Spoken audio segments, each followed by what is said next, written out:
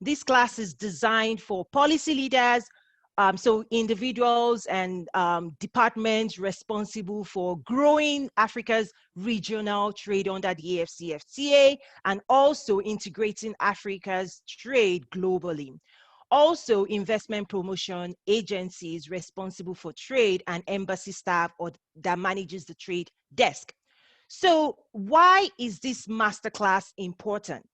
Just to give you a little bit background about myself, I am the CEO of Nazaru LLC. We help connect Africa to global markets through market insights, trade and investment facilitation, consulting, and training. We are also the convener of the acclaimed Trade with Africa Business Summit. We also run the Trade with Africa Network. And over the past couple of years, we've engaged with various stakeholders along the conversation. And what is clear to everyone is that trade is projected to increase on the continent with the passing of the AfCFTA, with the projection, the population growth. I mean, everybody on this call, I don't have to tell you the numbers. The numbers are looking good in terms of the projection. But what we are also finding, in order for us to support the increase in those transactions, we have to step up the game, if I can say that. We have to acquire new skills that allows us to engage better with investors, that allows us to promote Africa's exports, that allows us to attract investment and unlock Africa's economic potential. So we are really at the very beginning of what we know is going to be an economic boom for the continent of Africa. And we at Nazaru, we are so excited to be a part of helping to unlock that economic opportunity. So if your role, your current role, or your projected future role requires you to support or increase global and regional trade with Africa, this is the masterclass for you. So basically, we're going to start with why. Why is trade important? For over the last, 10 to 20 years, we know the focus has been on trade. And now the new narrative is trade, not hate. So one of the things I also want to say right now in terms of the format of this delivery, I'm going to run through this material, but as I'm running through this, I know you're going to have questions. Everything I'm sharing is going to trigger some questions, some conversations, but I want you to use, within this Zoom, there's also a Q&A section. I want you to use time, drop your questions there. At the end of this presentation, I'll get to it. I'll also, at the end of the presentation, give time for people to come and, if you want to come in and ask your questions or, with video, we'll also give that opportunity. But like I said, we have so much to cover today. So give me time to cover the content and then we'll get to the questions. But remember, you can drop, as I'm going through this presentation, you can drop your questions in the Q&A box. And then the chat box you can use to engage as well and engage in conversation with the other participants. So like I was saying, the new narrative says trade, not aid. But do we know why trade is important? What the slide I want to cover on this slide is just walking you through the value proposition of aid, what foreign aid does, and also share what trade, dynamic trade, what it does. That way you can compare the two and know which one we want to go after and why it is so important. One thing I also want to first lay a foundation on is that I try to explain that there are three markets.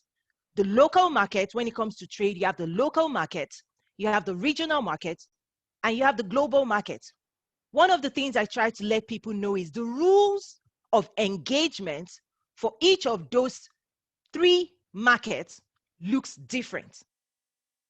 Local, engaging in trade in your local market. So for example, myself in the US, engaging in buying and selling within the US market is quite straightforward. If you're in Egypt, engaging and buying and selling within your country is straightforward. But the moment you want to engage with your regional partners, the rules change. And then when you want to go beyond regional to global, the rules change. And that is why it is extremely important as we engage with the SMEs, as with the manufacturers, with the exporters in your region. You have to let them know that they have to acquire expertise so that they can win regionally or globally. Because if they attempt to go regional from Egypt to, say, Nigeria, or Egypt to Ghana, or Egypt to South Africa, they cannot use local mechanisms to win regionally or globally. So why human capital development is important as we start talking about the activating the African Continental Free Trade Agreement, we have to learn new ways of operating. So the first thing around foreign aid is that many may not know, many know, but many people may not realize that foreign aid is designed by the giving, it's a donation. The giving nation gives that to African nations. But embedded, because it's the taxpayers' money of the donor nation, embedded is a requirement that most of the contracts that emanates from those donations, the aid, has to be executed by the donor, the private sector of the donor country. Okay, so let's say US gives $1 billion. Embedded in that is that I, as a US company, have rights, first rights, to execute that contract in the region that it is donated to. Now, what comes into the region, the receiving region, is what it takes to execute those contracts. So the bulk of the the donation does not enter the receiving bank. Okay, so that's the pipeline for foreign aid. Trade, on the other hand, if it's manufacturing, someone is buying from China, someone is buying from Egypt, somebody is buying from Ghana. The transaction, 100% or 100% of the revenue generated goes directly to the receiving nation. So if a nation decides to trade with you, 100% of the revenue comes into your bank, because the private sector or the government that is going to execute that trade, their bank account, if it's domiciliary in that receiving nation, the money, 100% of the money comes in. Whereas for foreign aid, you really don't know what's coming in. You're just seeing the executed or implemented project. And you don't have control over who is executing the project. If it's your local, you can't control if it's your local NGOs or your local participants. It's a donation. Now, trade drives innovation, creativity, and industrialization. Because in order for you to capture trade opportunities, you have to innovate. You have to be creative. You have to industrialize. Because in order to earn revenue, you have to do something in order to earn the revenue. Your private sector has to, either manufacture to meet that trade or deliver a service before they can earn the revenue. So when you do that enough times, when you think about China has innovated the last 40 years because they've primarily focused on capturing trade. They've iterated that process over and over and over and over again. And right now, they've innovated. Look at the car manufacturing.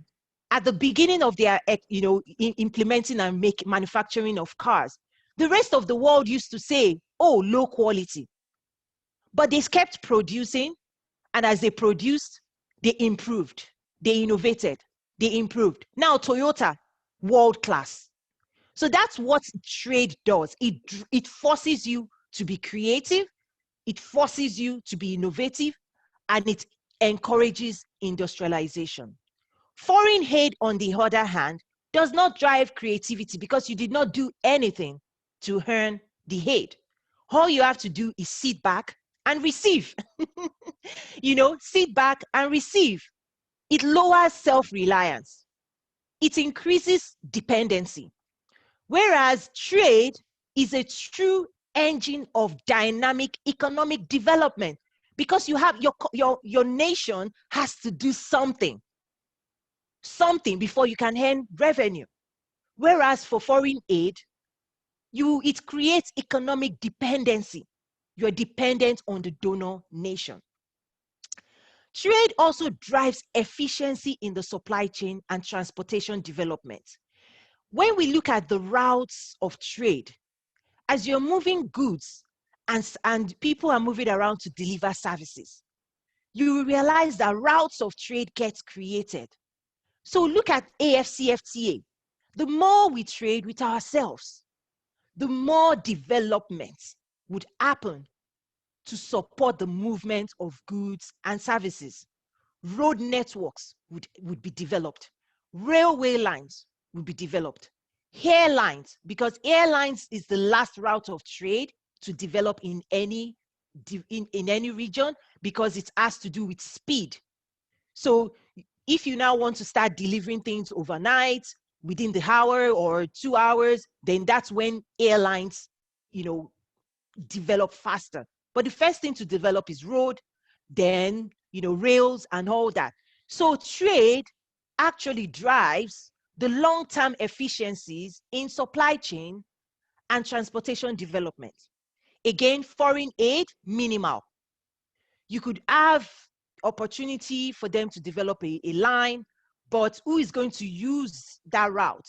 The people that are buying and selling are the ones to actually leverage transportation development. Trade is controlled by the laws of demand and supply. Okay? Trade is controlled by the laws of demand and supply. When there's a demand for what you want to export and you're able to meet the need, then you're going to get more demand for it. If you're able to supply the demand of the global market or the demand of the regional market, trade happens. So if you're in Egypt and you're able to meet the needs of South Africa under the AFCFTA, you're going to do well. If you're able to supply the demands of Ghana, you're going to do well. Whereas foreign aid is unpredictable. You have no control. As we've seen with COVID-19, everybody has turned inwards. Whatever funds they have, they're using for their own local markets. So it is time for Africa to lean more towards trade than foreign aid. Trade is also an employer of labor. It reduces unemployment, because when you receive 100% of revenue, you're able, as a manufacturer, you're going to hire more people. You're going to hire the youth to help meet the demand from your business or whatever service you're delivering. Whereas for foreign aid, only limited local labor is hired to augment foreign project execution team. So foreign aid, while it can be used in a targeted approach, it was never meant to develop a developing country. Trade provides sustained economic growth. Sustained economic growth. Whereas foreign aid is not sustainable. There's also no continuity. And there are examples. For example, you think about the activity in the East Africa. I happen to have worked briefly with the trade hub, the US trade hub, that they had a contract for 5 years to train people in Africa. And when that expired, I reached out and said, hey, all the information, trade information, exporter information, everything that this project generated, where is that information going? And they were like, nothing. Now, even the website for a 5-year project, that website does not exist anymore. The project has ended, and all the trade information is no longer available, at least not to me. That's what I mean by no continuity. If a project comes in, 2-year project, it's executed. After that project finishes, that's it.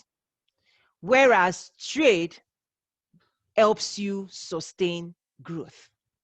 So this slide again is trying to explain that the only way forward to unlock Africa's economic potential is trade, not foreign aid.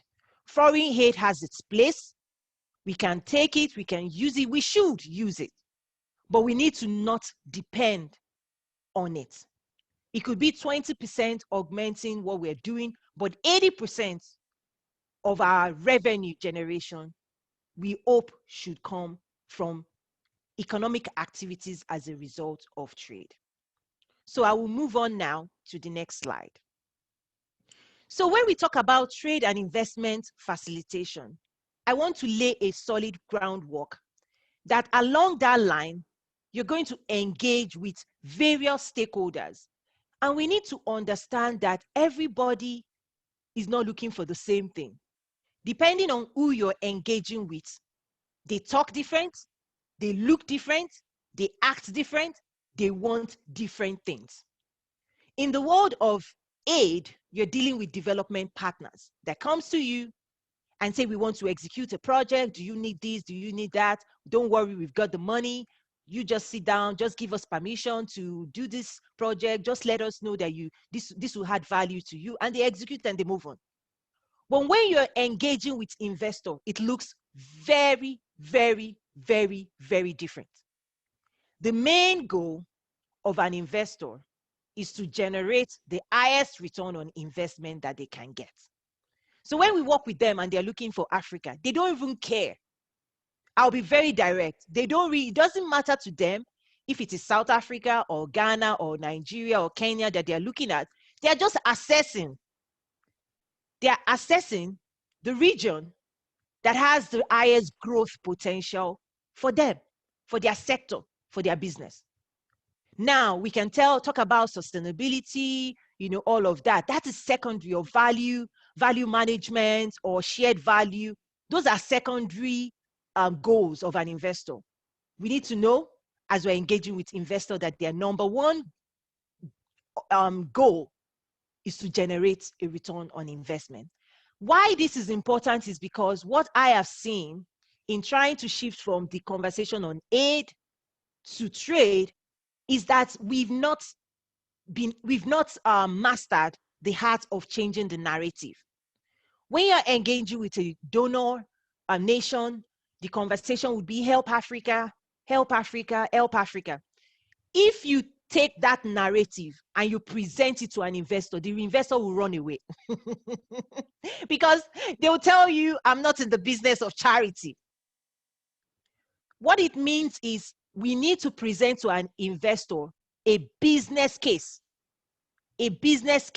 on Africa, not a charity case. Okay, so we need to move from help Africa to do business with Africa. There's return on investment for you. So that is a narrative that has to change at the investor engagement level. As an exporter level, and now when I say exporter, I mean an African exporter. Because of this training, if I were in another training targeted to foreign players, exporter would look different. But for this masterclass, this is an Africa's exporter. An Africa's exporter is looking to increase their revenue and expand to new markets. If they've captured or maximized the local market, they're winning in their local market, and they want to now expand and export beyond their local market to regional markets or to global markets. Their needs differ, and the type of support they need is different. One thing I want to point out, because this is a policy maker masterclass, is that penetrating new markets is expensive business. Penetrating new markets is very expensive. And that's why governments and the governments that have won in penetrating Africa or penetrating new markets, the exporter has always been supported by their governments. And one of the important things about government is a way of pulling together shared resources for the betterment of the people. What I mean by that is it's easier for the government to pull together resources, information, knowledge, and then deploy it to their exporter than for individual exporters to go out there and try to penetrate the market by themselves. I'm not saying it's not possible. I'm just saying it's very painful. It's a painful process. And that's why when you see China coming into Africa, the Chinese private firm always comes on the back of their government. The US government always comes to Africa with partnership with their government. The UK government always comes to the US, to Africa, bringing in their private sector. So when they come for meetings, they always bring their private sector.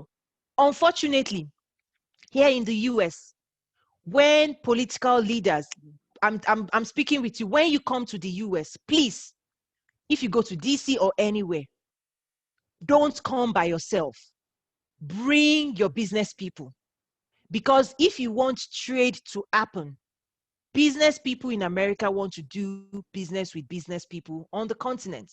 So exporters need the support of the government to create an enabling environment, but also to provide information, knowledge, capacity, training to help them win in a cost-effective way. Now, if we move to the buyer, a buyer in another market that wants to buy from your local market is looking to procure volume, and they usually follow a structured approach and they operate generally in an organized fashion. A US buyer is looking for organized markets. They are not looking to do the work. I think that's one of the things I try to let people know, is that buyers, it's just like if we, let's just say you and I, if we go to a market and we want into a local African market and we have our money and we want to buy fish, and we go in and we see the first fish seller. If the first fish seller does not treat us well, it is not our job to teach them what to do. We will go and find the next person. If we move to the next fish seller and we notice that the fish is not smelling right, it's not our job to tell them it's not smelling right. We move on to the next fish seller. So the buyer is not looking to do the work. They're looking to engage with people that have presented their products in a pleasant way that treats them well before you can earn their revenue, their money. In later slides, I will share some things more around that as we move into export development, that we'll dive deeper into that area, into that space. The next stakeholder we need to be aware of are trade financing institutions. As we've brought buyers and sellers together, exporters and buyers, what we've also found is if there's no capacity or a backing, financial backing to execute those contracts, those deals do not happen. So we need to make sure that we are engaging, and we also work with and partner with the Afro-Exim Bank. There are the things we do for them. We support them. I actually serve as ambassador for Intra-African Trade Fair. So I actually help promote and advance IATF, and it's by appointment of the African Union and the Afro-Exim Bank. So African Export-Import Bank out of Cairo is an example of a financial institution that actually plays a role in helping people breaking financing trade deals. I know each nation, you also have your Exim banks, Bank of Industries. Those institutions needs to be brought into this dynamic so that they can partner with exporters to make sure that when they're engaging with buyer, they can give the buyer the confidence that there is financing to execute the deal. Now, the role of the government, you serve as an enabler, you serve as an activator, right? To create a dynamic environment, to create policies, to support and activate trade and investment. You are the catalyst. You are the catalyst to activate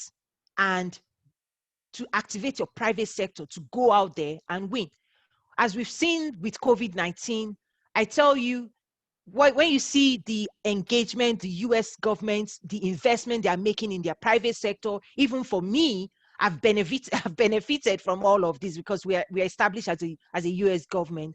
All the resources, the knowledge, the webinars, the information, the financing that the US government provides only helps the private sector to keep growing and to recover. So in order for recovery to happen, we look to you, the government, wherever country you are. You are the activator. And generally speaking, you don't have to have all the answer, but you can reach out to partners like us. We can have capacity development. We can help deliver capacity development to your SMEs, to your small, medium-sized companies, to your exporters. We can help train them. But you can cover the cost, because if the exporters and the SMEs have to pay us, they may not be able, but the government can pool those resources together and then deploy it to thousands of people. And that is what US does very, very well. We also want to make sure the end consumer, who is going to buy, whether it's products, whether it's services, whether it's equipment, whether it's construction, all of those things, we need to make sure that we start understanding the buying patterns of those buyers, so that when we pitch Africa, when we pitch product, when we pitch projects, and we present investment opportunities to them, that we are able to seal the deal. Along the line of driving trade and investment, we also have logistics partners, we have warehousing, transportation, we have development of the ports, road transportation. The reality is all of those things has to be streamlined. It's like an engine. You have to oil all those engines and you perfect it so that goods and services can move smoothly from farm to the market, from farm to the shelf, from farm to the consumer, smoothly, seamlessly. The background I have is that I served at the world's largest retailer, Walmart, at the headquarters. I had multiple responsibility for strategic visioning, for global sourcing, how they decide what they buy from the rest of the world, the systems that they use, the processes that they use. I played a lead role in designing that. And that is one of the reasons I realized that in the world of that global market, I was not seeing my fellow Africans play at that league. And that's what led me to say, we're going to bring that knowledge. We have that knowledge. We're going to bring it to our people. There's also third-party agents that you now need to start thinking about that can help activate local engagement. So if you're trying to move from Congo to a different country, oftentimes you need to trust that people in the country you're trying to penetrate know more about that nation than you. So if Africa is trying to penetrate the US market, it only makes sense to partner with third parties like us that have spent years working in this market. We can help you penetrate the market. So we need people to now start thinking sales agents, import agents, freight forwarders. These are language and people that are positioned. Their job is to help you activate trade. It's almost like passing the baton, because penetrating global markets is not a one-man business. It's not a one-man business. In fact, what we want to encourage Africa to do is start thinking about developing industries, so that here in the US, we can go after, say, apparel buying. And then when we bring it to the continent, we can distribute the supplier across nations. In fact, let me share that that's what we do. So for example, if you go into any supermarket, any Walmart supermarket, the plastic bag that is currently used, the volume that Walmart needs cannot be produced by anybody in the world. What they actually do is that the PO is divided among hundreds of suppliers. So that's what I mean. If we know there's a mature, for example, apparel mature manufacturing on the continent, we can get the buying and then distribute it among nations. That is how we're going to develop this strategy. Everybody wins. When it comes to trade, we have to design strategies that allow everybody to win. So please take note of the different stakeholders you would engage. Again, they look different, they want different things, and how we engage and how we talk to them and how we serve them looks different as well. So I'm going to move on to the next slide. Okay, I also wanted to, before we go deeper, I also wanted to lay this foundation. The flow of money. I called it the flow of money. For resource-rich nations like Nigeria, for generations, oil has been, 70% of revenue generation for the government.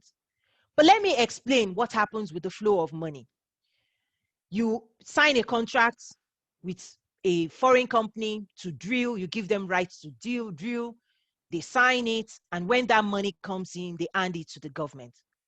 When that government deal is signed and the money comes in, the money goes from the third party into the government's coffers. Well, government also has needs, right? So the government spends that money on infrastructure. If it's a good government, they'll spend it well, right? Infrastructure, road, needs, salary, they spend it in running the government. And then the question is, what gets to the people? In a resource-rich transaction, the money goes first to the government, and then the government uses the bulk of it, and maybe 10%. How does it even get into the hands of the people? I think that's the question. The people might see the infrastructure, but do you actually give them, would they actually see a dime? It's a question. Only minimal, maybe through salaries, maybe the staffing of the government will see where that money is going, but the bulk of your population will not touch it. It doesn't come to their table. It doesn't put food on their table. I guess that's the point. So in that scenario, the people do not make money from those transactions. The government does. So what it means is the people are not prospering. The government is taking the money and using the money for infrastructure development. For judicious, good governance, they will use it well, but it doesn't put food on the tables of your people. On the other hand, when you have a trade deal, okay, the only way the government gets revenue is through taxation, but the money goes straight to your private sector. If it's a manufacturing company, they are paid for what their products. If it's a service company, they are paid for their services, and then the government gets to tax that revenue. In that scenario of B2B trade deals, the people prosper. The people prosper because they are making money and they are putting food on their table. They are putting food on their table, and the economy develops because when they have money, they're going to spend money. When they make money from the deals, they feed their family and they spend it. They party, they buy cars, they buy luxury things, and there's affluence. This generates repeatable, sustainable growth. So yes, resource rich is good for the government. Is it good for the people? It's good for the people if the government uses the money to build infrastructure that the private sector needs to road construction, but does that money get into the hands of your people? So this is something I wanted to shift, that we need both, okay? We need government to keep striking deals so that the government can grow. We also need B2B deals so that the people can prosper. We need both sides of the coin to function. But many times in today's Africa, only one side of this equation is happening. And then we ask, why are people not prospering? Why is there so much poverty? It's because we are not teaching people how to earn money for themselves. We want to teach them how to go out there, how to compete, how to provide services, how to make money, how to produce, how to manufacture, how to source, how to aggregate, how to brand, how to market. That's the only way the people can prosper. And we've seen China do this really, really well. Their people have prospered They've created more millionaires in the last 20, 30 years through trade than they created in the last 100 years. More millionaires in China has been created in the last 30, 40 years because of trade than the last 100 years.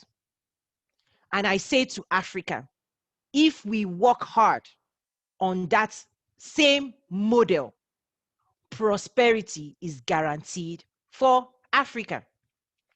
So that's why this slide is important. It's not either or. We need both. We need the government to prosper with the natural resources we have, with the endowment. Africa is the richest continent in the world, so the government can prosper through those deals. But we must not forget helping the people of your nation to prosper as well. Everybody needs to win. So I'm moving on now. Okay. I'm doing a quick time check. Okay. Again, if you have questions, please drop it, start taking notes, drop it. When I finish the entire presentation, I'll get to the questions. So we now know with COVID-19, everybody's online. Traditionally, this masterclass would have been delivered in person. You would have flown me in to your country. I would have showed up happily and engaged in person. But I tell you, the whole world has been engaging in digital economy before COVID-19. Unfortunately, Africa is late to the game. What I mean by that is the culture of people saying, you have to come to my office, you have to meet me in my office, and the person will sit for 1 hour, 2 hours. That culture, I just pray it ends. Because before COVID-19, China has been executing digital trade and they've been winning. In fact, if you want to buy from China, you don't need to know anybody, or you can do everything 100% online. You can find the exporter online, you can transact and send the money online, and they'll ship you whatever you want, and they'll receive the money digitally. You don't have to see them face to face, you don't have to know them, you don't have to see anything. Even so digital disruption has been happening. In fact, the solutions that we developed when I was in Walmart 5 years ago was when we started talking about digital disruption. And we started building solutions for digital disruption. And that's why today they are winning, because they prepared. Africa did not prepare. So what does this mean for Africa going forward? We all have to acquire new skills that allows us to win in the digital era. Let me share that the systems that I helped build several years ago, we used to do online auction. Online auction, where we would say what we want to buy, and directly online, you would negotiate online on those platforms. You would fill RFIs, request for information, request for quotations. You will get deals online. I tell you, as we speak, China runs machines that scouts the internet for new trade deals. Let me repeat that. There are computer machines right now that looks through the internet, that looks through new, you can set a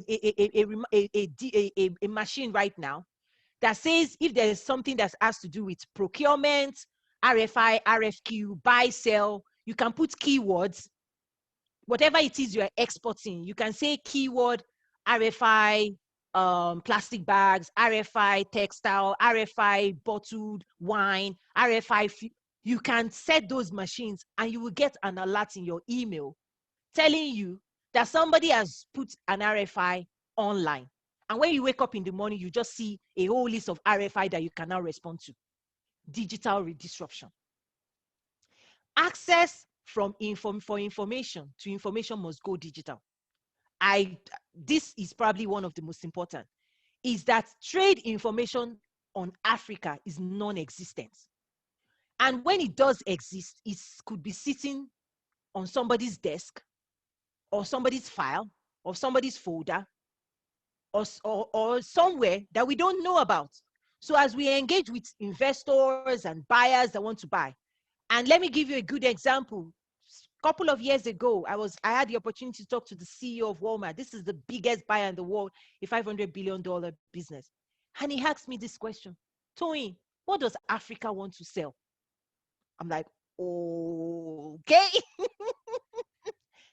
So what do you want to sell? The biggest buyers are asking, what does Africa want to sell and where can they go to see your list, to see your capacity, to see your quality metrics? All of that information is extremely difficult to find. Extremely difficult to find. That has to change. Whereas in China, if you want to find anything in China, all you need is your website, Google. I need a manufacturer of XYZ online. You find them. You find their address, you find their phone number, you find their email, you find them. If we say manufacturers, Africa. So anyway, it's important as we say we want to grow trade and we want to grow investment, that we make sure we work really hard. And this is where we can help as well, to make trade information more accessible to your regional partners and your global partners. We need to embrace virtual exhibitions. We've now seen, we actually host the annual Trade with Africa Business Summit, where people actually physically exhibit. The first one we actually held it at the World Headquarters town for Walmart in 2018. So we bring Africa's exporters to exhibit. But as we're seeing with COVID-19, we've actually shifted. We now have a digital platform where you can actually exhibit your country's products digitally, and buyers can see you and indicate interest and start conversation. We can set up B2B meetings. We can set up B2 government, business to government meetings virtually today. So digital disruption means we need to move forward and embrace those opportunities and not shy away from it. Even when COVID-19 ends, please let's not go back to what it used to be. Let's move forward again. We also, excuse me. Let me take a sip of water, please. One thing we also need to do is we need to develop single windows for external and internal trade partners. So for those in the US Embassy, for example, when investors want information about your nation, if they come to the trade desk within your embassy, do you have a package ready to go? That's what this means. Or when your partners internally want to export, is there a single window where they can get all the information they need in order to export to US, export to Egypt, export to anywhere else on the continent? So it's important now that we need to start developing expertise for the different countries we want to penetrate.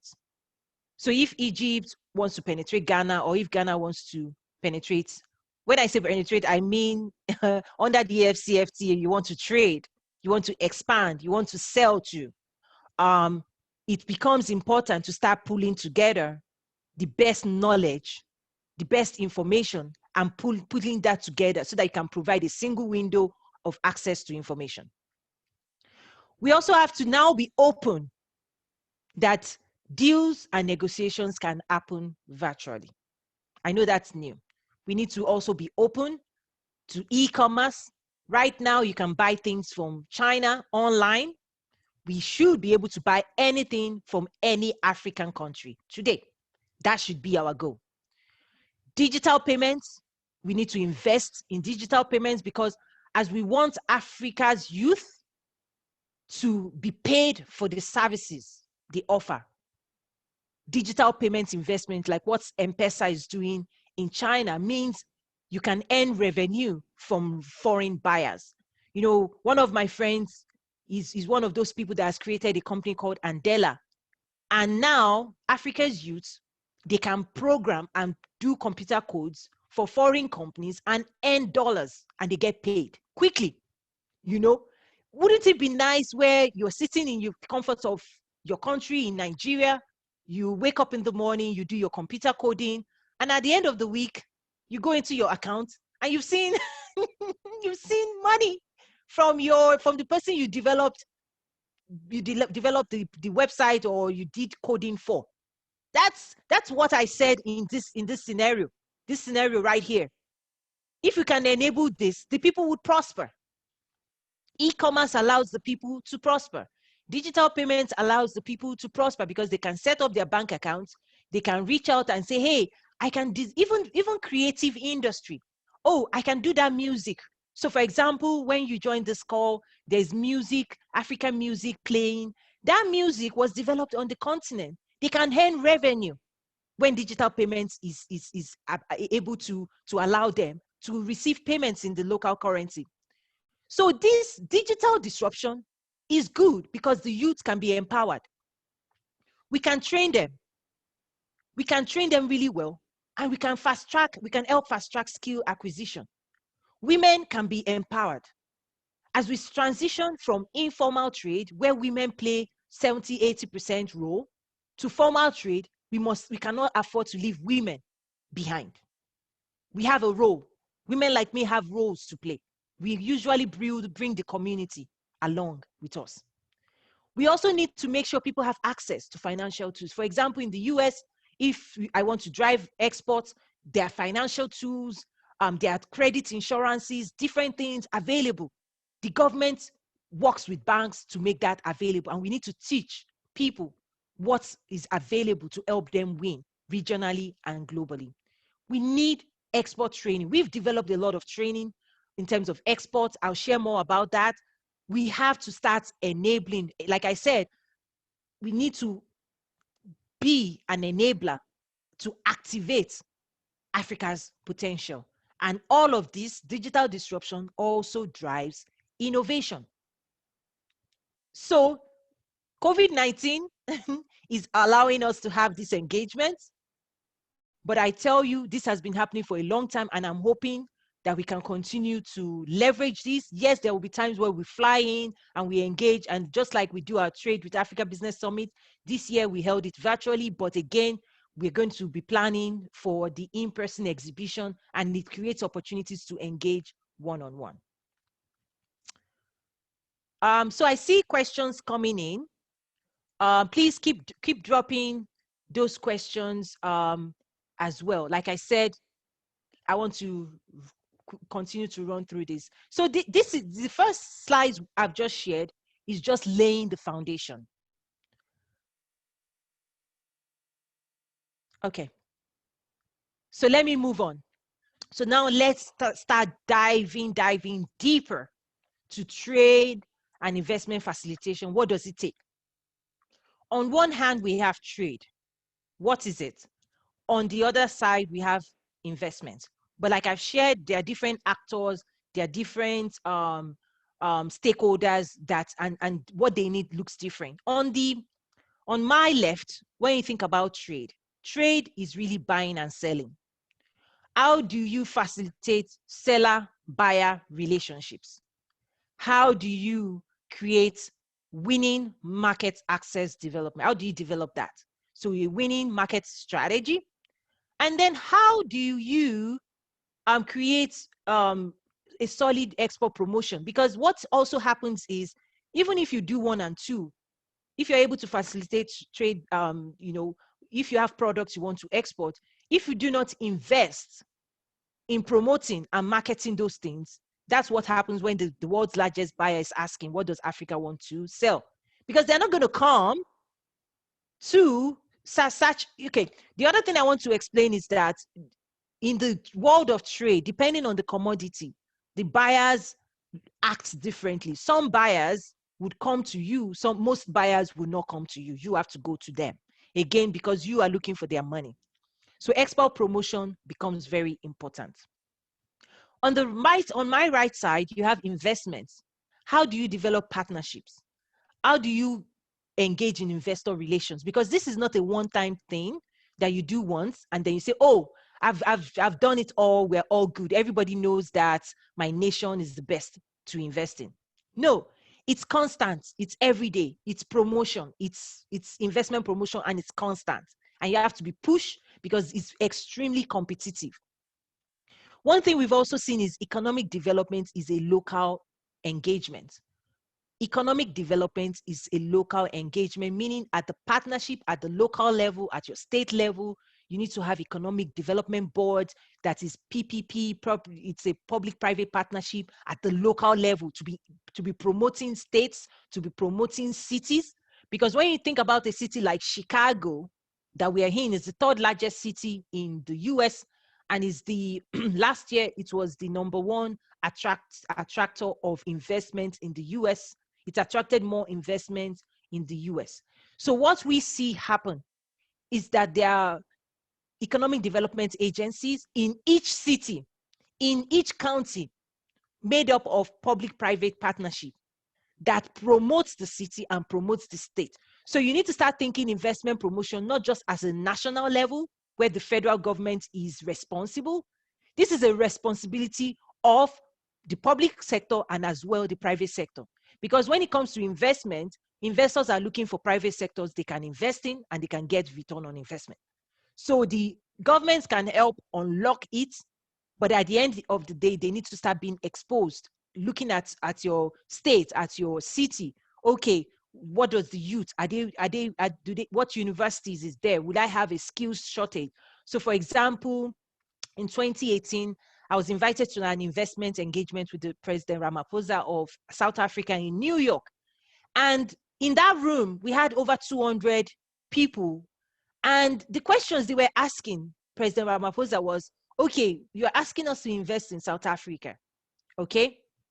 But for some of us that are already investing, we are finding out that there's a skills shortage for the technology that we need, that we run in our business. We're finding out that you don't have enough universities teaching the youth to get ready so that we can employ that youth. We're having to fly in more expatriates. What are you going to do to develop those skills in your country? So those are the types of conversations investors want to have, to say, okay, if I bring my company in, am I going to fly all the people in? Or does your university or your colleges, do they have programs so that we know there will be a consistent production of high-skilled labor to sustain and support this business? Those are the things they think about. Then underpinning trade and investment is a solid legal framework. We talked about trade financing, and there's policy management, there's trade information, there's trade monitoring.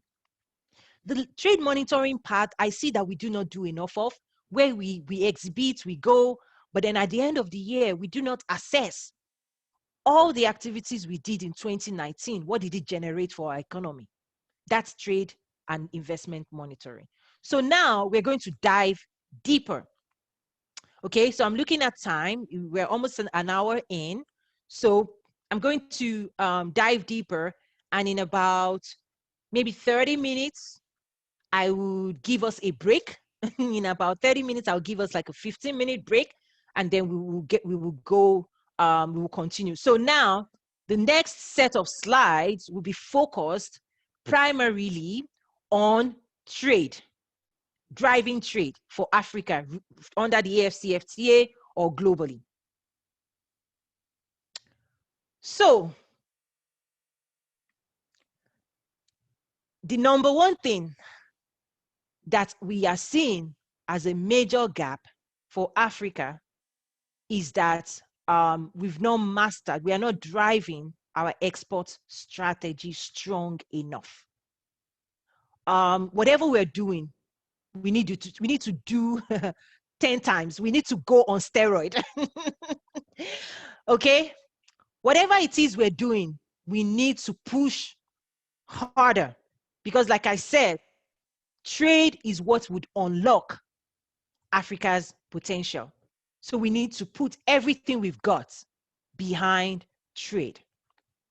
And trade means, you know, when you look around you, I say Africa produces some amazing products, some amazing creations like you've seen in some of these pictures, but the world doesn't know.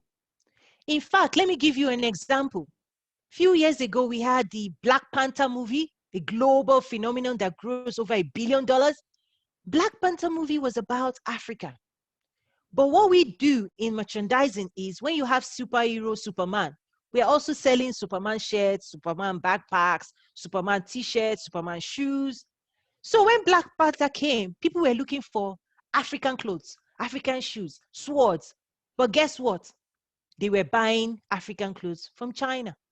They were buying the swords from China. China was the one meeting the demand. What happened? Why couldn't people find everything that we know our people can produce? Why has the world not seen the best of Africa? The picture of the beads right there that I show, that is Akola project. It's made in Uganda by women, by over 500 women in Uganda. And it is handmade with paper beads that is dipped in lacquer.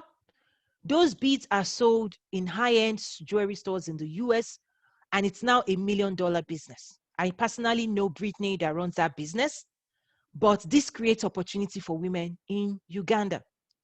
The shoes that is on this screen, those shoes is made by someone else that I know. It is machine washable. You throw it, it's flat for women. So if you go to a party, you can fold it in and put it in your bag. And when your high heel shoes, for those of us that, we engage in vanity, those flat shoes are available, but you see how colorful they are. Those are things we need to start promoting to the world, like shorts. We have unique things. We also have our oils, Morona oils from Botswana. We have shea butter that only grows on the continent of Africa, right? But what we are seeing is that Africa plays at the shea butter industry, but not in the skincare.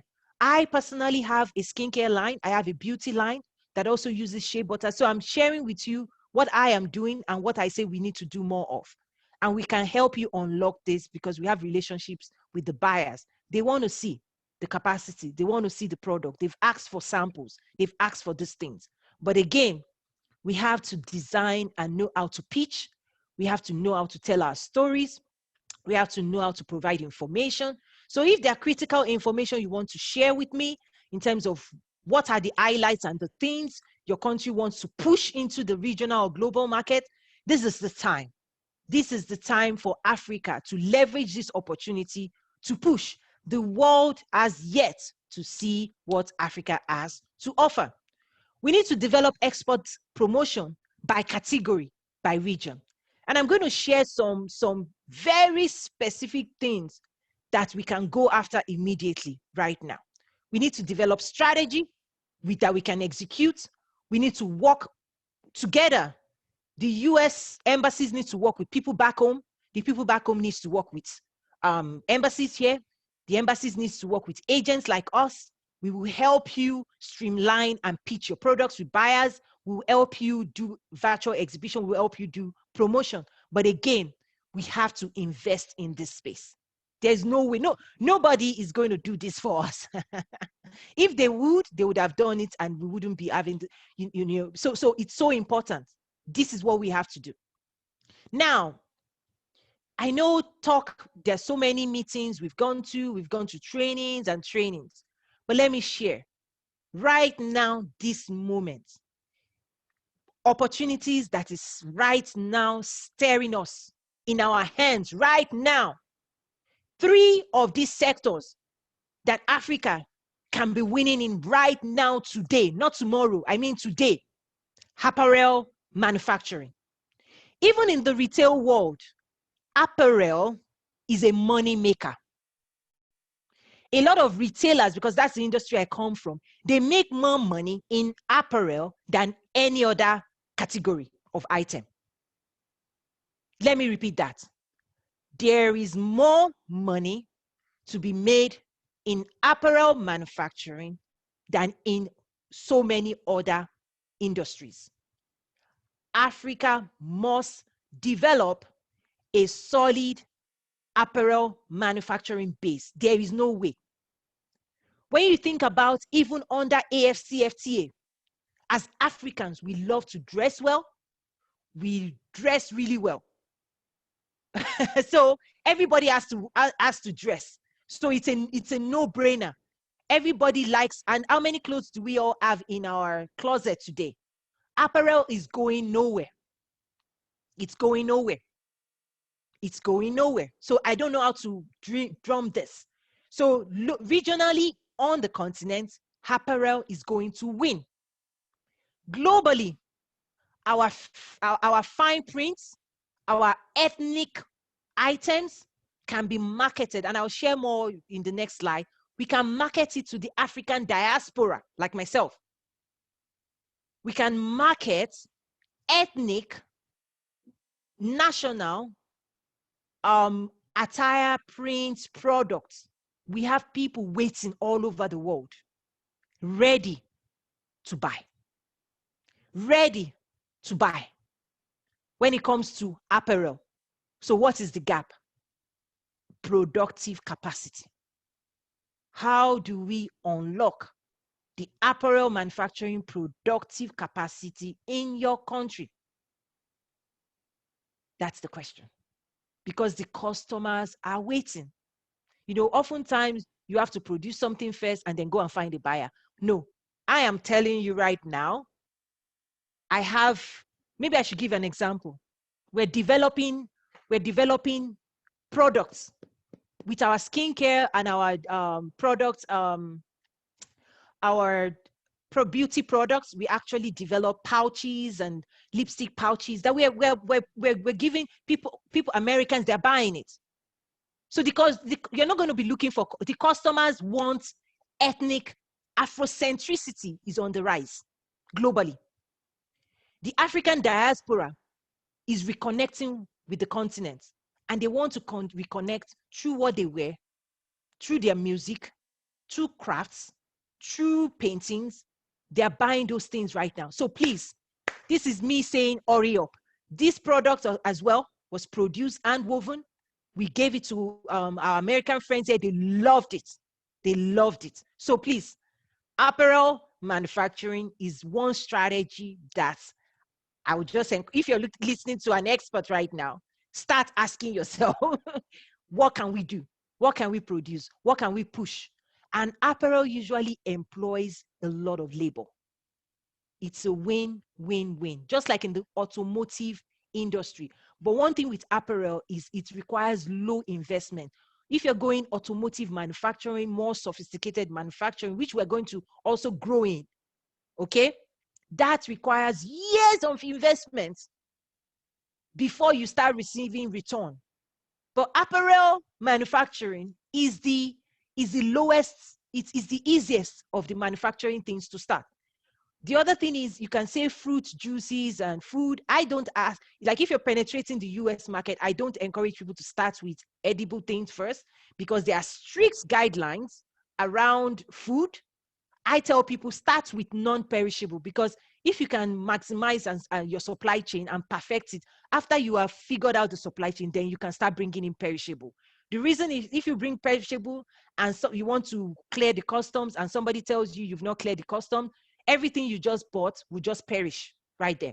But if it is apparel, you can still negotiate back and forth. You can still get your lawyer to go back and forth. At least you know your product does not get spoiled. So that's why I'm saying non-perishable is something, the first strategy.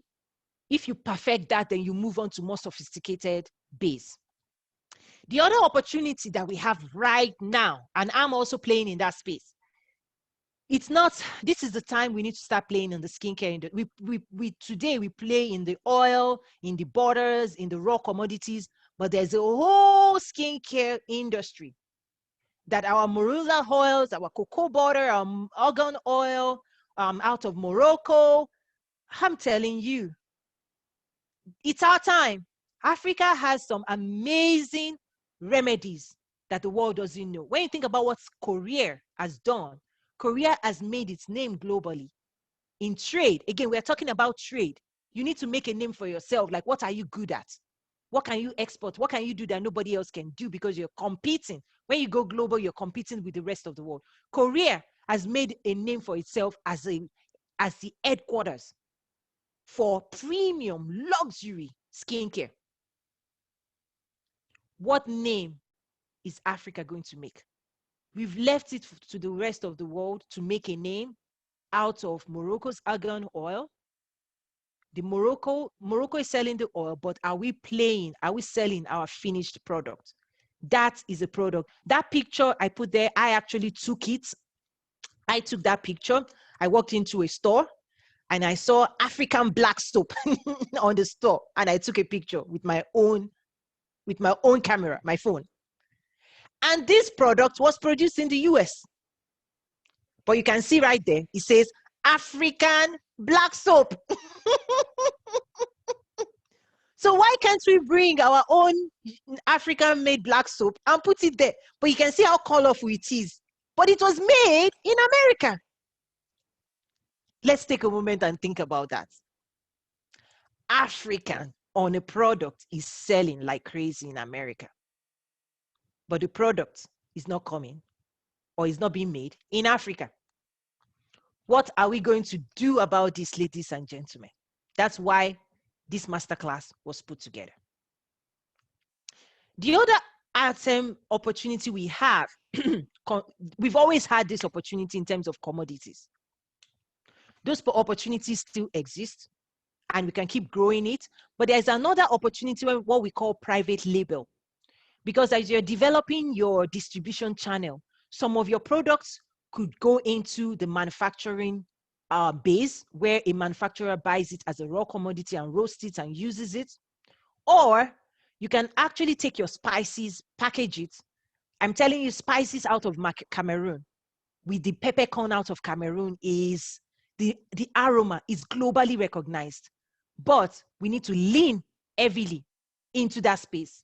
And we need to brand, market, and invest in that space. Like I'm saying, individual private sector may not have the financing to do it, but the government can create a framework.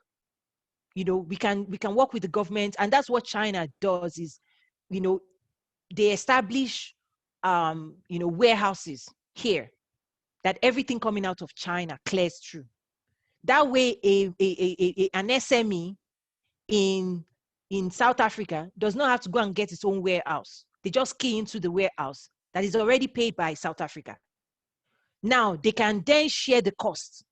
So if the government can then say, okay, we can work with Nazaru, establish these routes of trade, establish these zones in the receiving community. We can invest in it. We can pay the millions that it takes to establish that. But we cannot say that when our private sector comes in, we will build them a token. You know, you can then build back. So the SME, the small, medium size, is not responsible for the millions of dollars of the investment. They can just pay 10% of the value of whatever they want to put in the warehouse. So the government will get that money back over 5 years.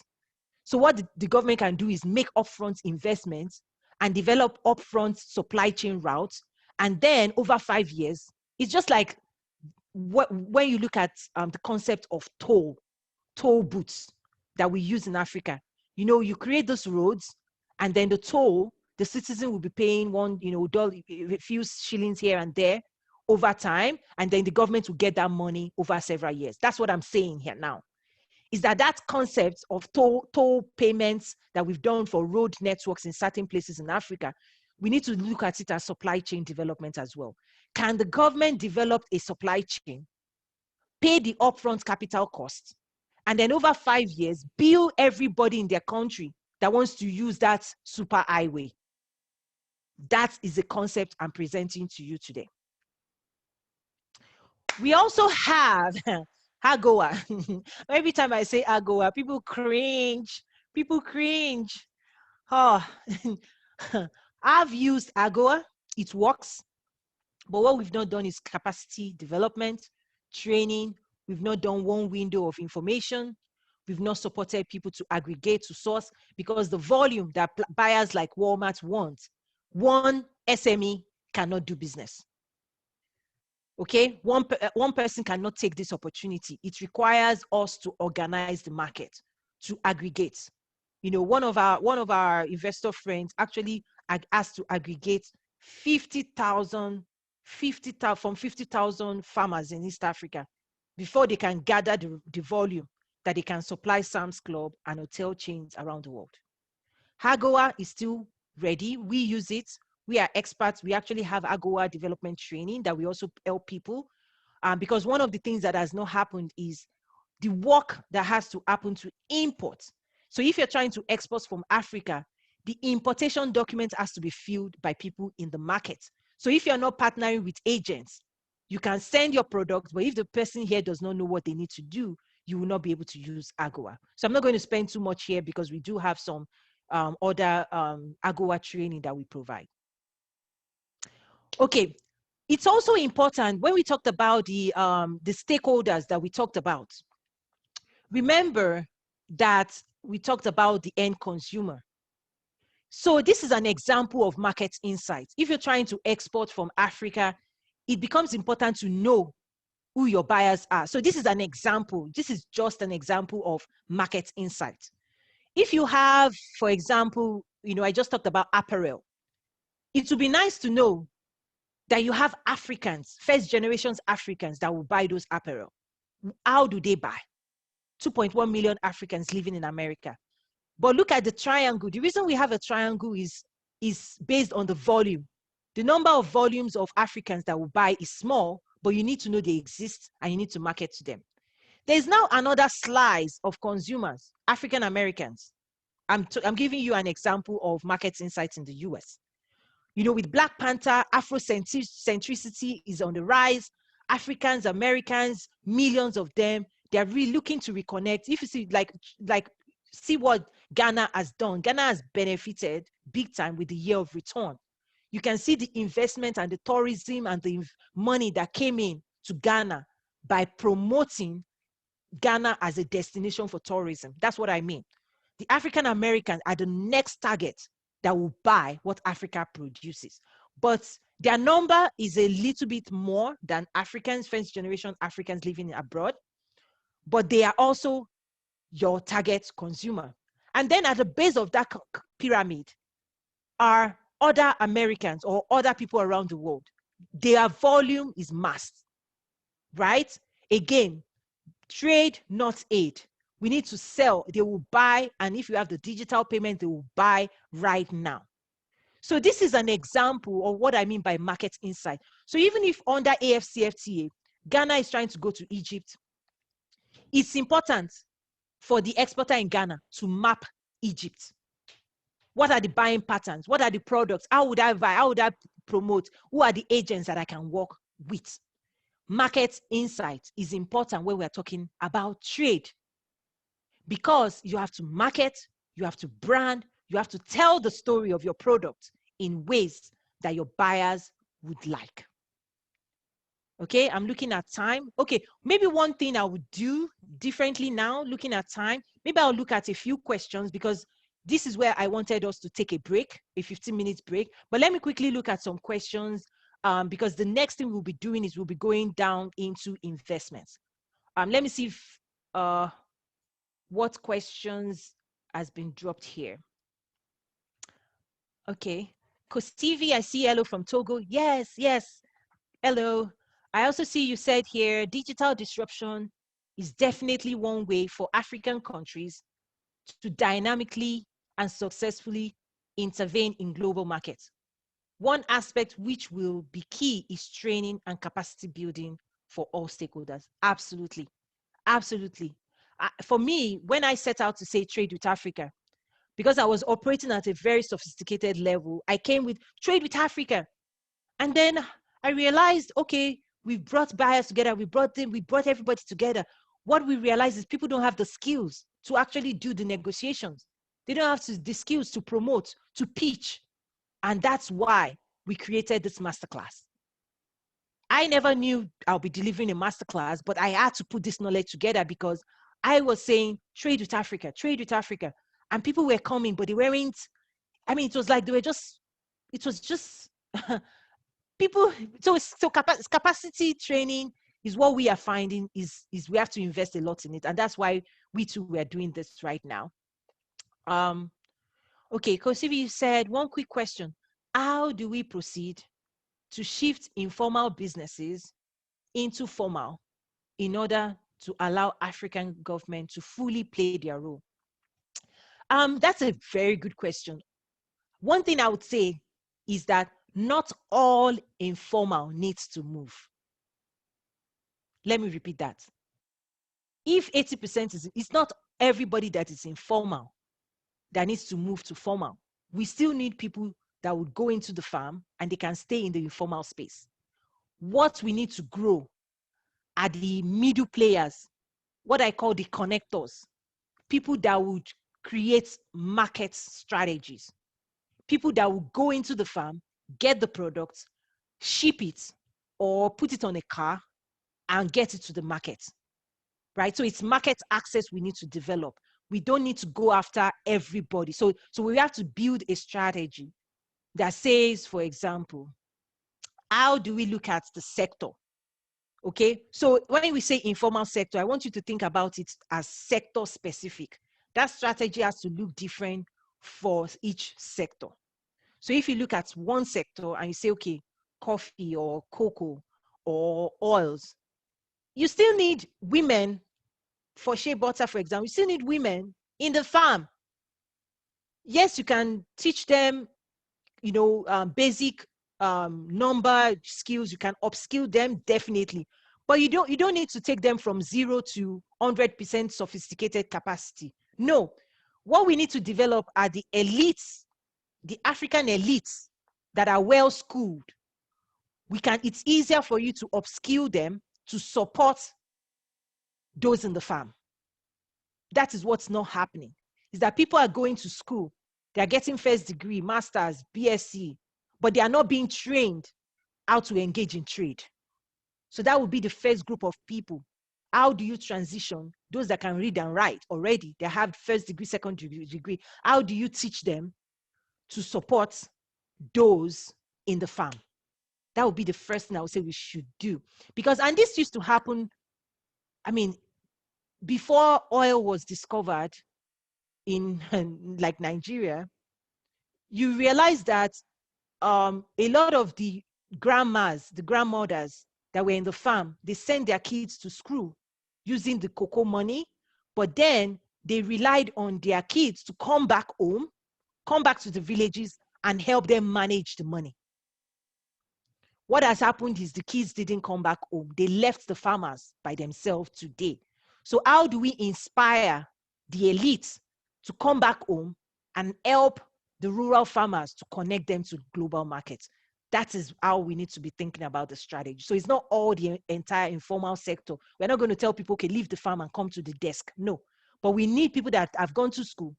We need them to be managing POs. We need them to be online. We need them to be doing e-commerce. Like in China, people are in the factory. Some young people are online selling things online. So as they are producing those things, those people are selling it online. That's what I mean. We need to now station people. We need to station people, and we need the youth to move into this space. Okay, I see Hasma Adele. Okay. From your trade and business experience in Africa, how can you make the best use of AFCFTA agreements? And what are the opportunities that AFCFTA offer SMEs in Africa? In a very practical way. Okay. In a very practical way, I'm going to compare it to AGOA. The reason I stepped in, and I'm extremely passionate, and that's why I'm working very closely with the African Union, is because what I saw with AGOA, I do not want us to do the same thing with AFCFTA. AGOA is probably one of the best opportunities Africa missed, because it said the US market is open to 6,000 line items coming from sub-Saharan Africans in good standing, and you can bring as many of it into this market. We will not charge you tariff. So no tariff. Okay, no tariff.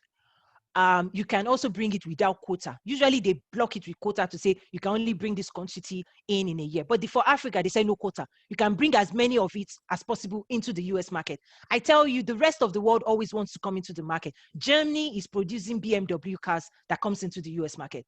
So the US removed tariff, but definitely there are non-tariff barriers. They're not going to lower their standards for Africa. They're not. If you're bringing agricultural items into this market, they have standards. So it's Africa's duty to go and master those standards. The way I compare it is we didn't do the work. People gave us food on our table, they gave us spoon and knife, and they were still telling them, feed us. The same thing could happen because policies can be on paper. AFCFTA looks good. It's an open market. It says we can now trade, we can now export with one another. So the real opportunity only goes to the people that master the non-tariff barriers that AFCFTA presents. Nobody's going to do the work. So, practical example, Ghana, Nigeria. If Ghana wants to penetrate, like what country are you from, Asma, so that I can use your country as an example? If you type the country, I'll give you an example. So if Ghana wants to go into Nigeria, it is not Nigeria's duty to help Ghana. It is not Nigeria's duty to teach Ghana how to penetrate their market. If Nigeria signed the document and say, okay, we've opened our market for you, do what you want to do, these are our rules, it is Ghana that has to be aggressive and saying, wow, Nigeria, 200 million market. I love what I'm seeing. If I can sell anything to 1 million people in Nigeria, I am all set. Remember, the people prosper. It is not Nigeria's responsibility to teach Ghana what to do. It is Ghana that has to go and, beef up, master, learn. You have to start watching the buying patterns of Nigerians. You have to know what you can sell to them. That's the practical side of AFCFTA, is that the non-tariff barriers of market insights, of consumer understanding, of export development, the people, the nations on the country that gets it right is the only people that will win. It is not the receiving party's duty to help you come and penetrate. Okay, Egypt. So Asma, you are from Egypt. Egypt is doing really great. Egypt, you want to go to Morocco. Practically. It's not, Morocco would be blocking you. This is a game of chess. If you look at the Moroccan, if you look at their market and you say, yay, I want to penetrate, then export development. Look at your sector. What sector do you want to go into? Is it the manufacturing space? Like I just said, apparel. What can you sell? What can Egypt sell to Nigeria? What would Nigeria buy from Egypt? What can Egypt under the AFCFTA bring to Nigeria and market to Nigeria?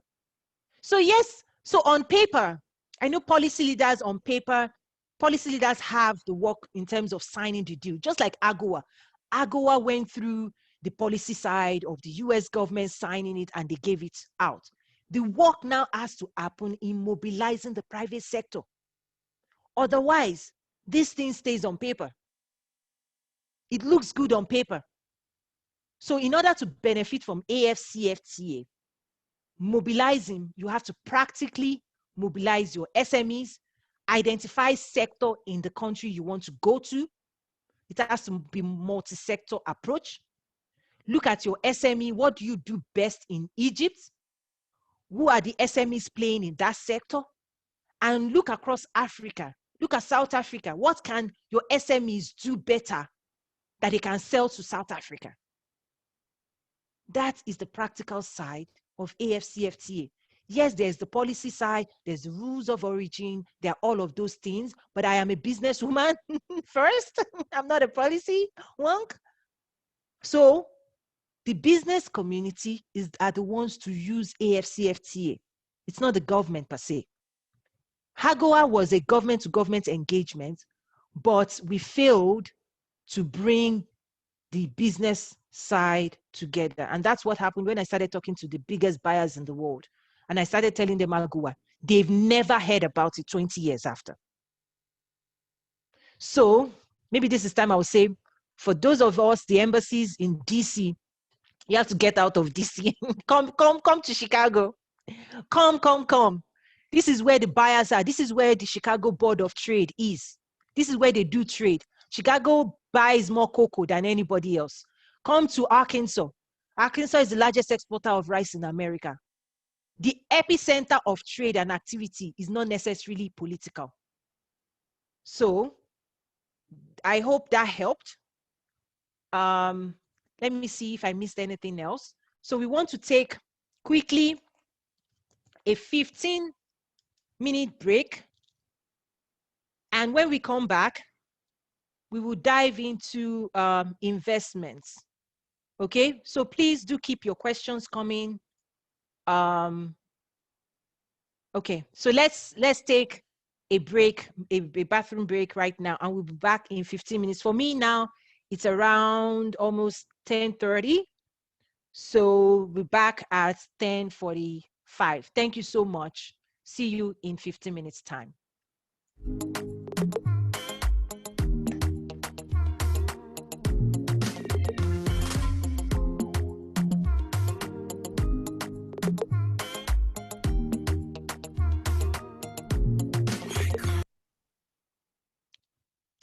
Okay, we're back. Do we have everybody back? It's kind of hard to tell. That's why I prefer in-person, engagement. If we're here in person, then I can see who is back or not. But as we shift gears into investments, I want to share some information. So I want to give you an example. I know many people have been following the story of Rwanda in terms of being a shining light, in terms of how they've attracted investment over the past 10 years, and they keep attracting. What many people do not have privilege to see is what's been happening behind the scene. And I happen to have had the privilege of engaging directly with several of the advisors of President Paul Kagame, some of which are actually American businessmen. And what I want to share now is just an example of one country that is the single largest private investor in Rwanda. I will show now a video that they prepared for me, which we shared at our virtual trade with Africa Summit. I sent him some questions and he put it together for me. So what you're going to see now is a large-scale investor that has been on the continent, an American investor, but has been operating in East Africa for years. And I'll just show you what's possible when investors lean in. And then we will go into what they look for and how they invest. Okay, so I'm going to share a video right now of Westrock Coffee, the CEO of Westrock Coffee. Let me make sure that I increase the volume so everybody can hear what it's saying. So let me share that right now.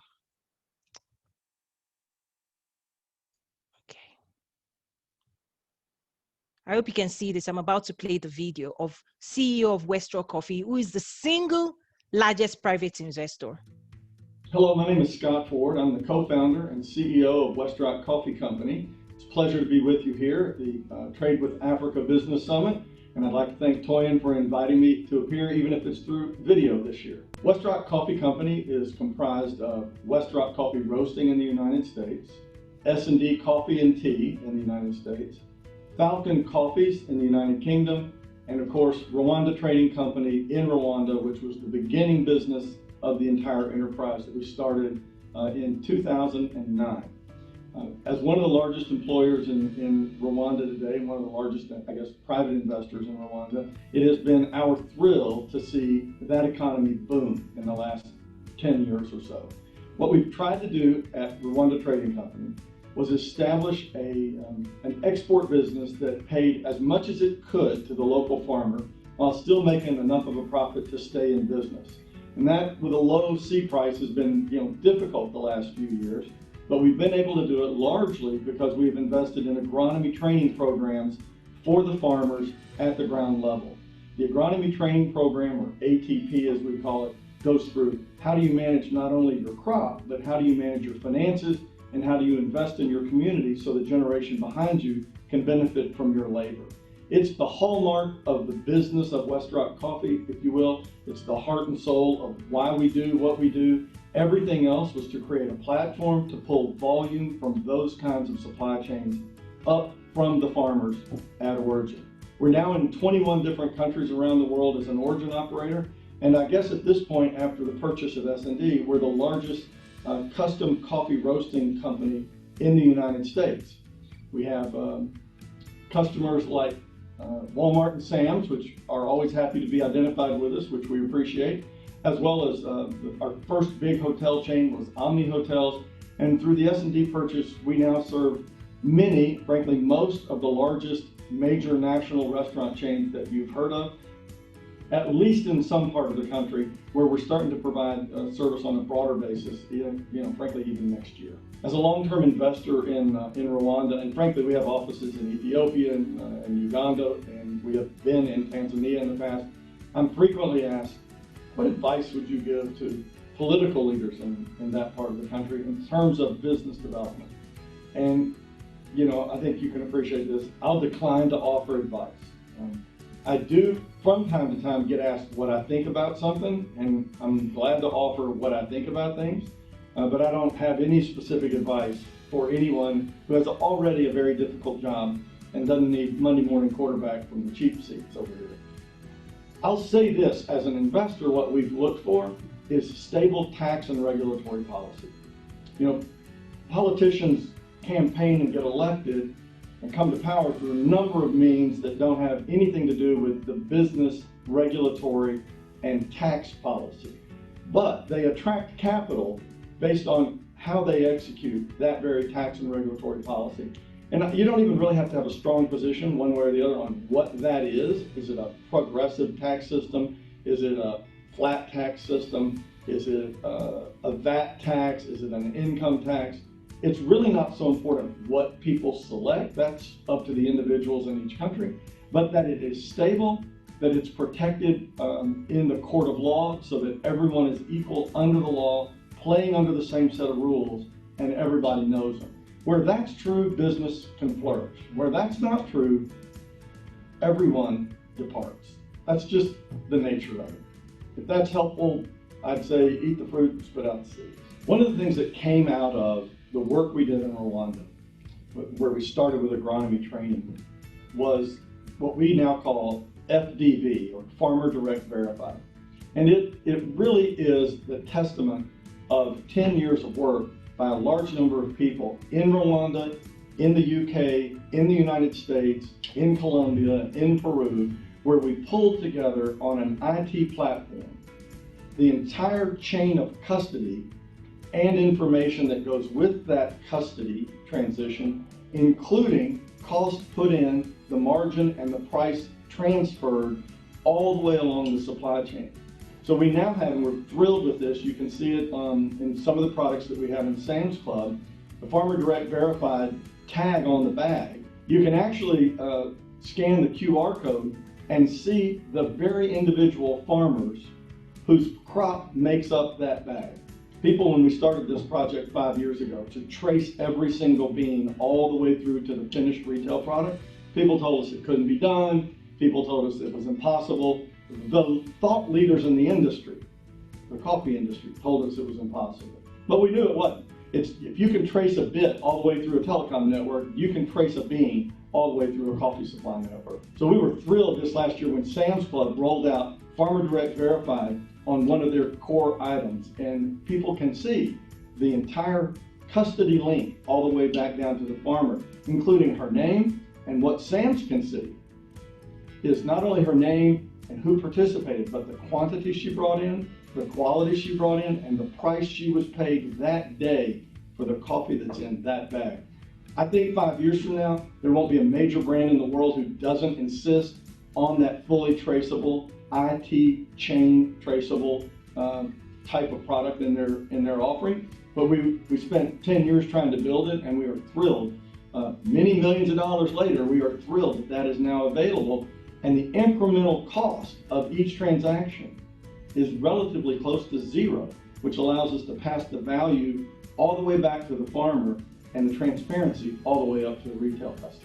So I'd like to thank you again for your time today. It's been a pleasure to get to introduce you, to some of you introduced again, you to Westrock Coffee Company. It's always great to be part of this great trade group and the effort that's going into building trade between the U.S. and Africa. I am a huge bull on the continent of Africa, and in East Africa, where I've got a little bit more background, in particular, just because of where I've spent my time, what I see going on there and how capitalism and free market trading is really getting its roots established, I think this generation and the generation to come after it will reap the benefit of that in untold multitudes. Good luck to you all.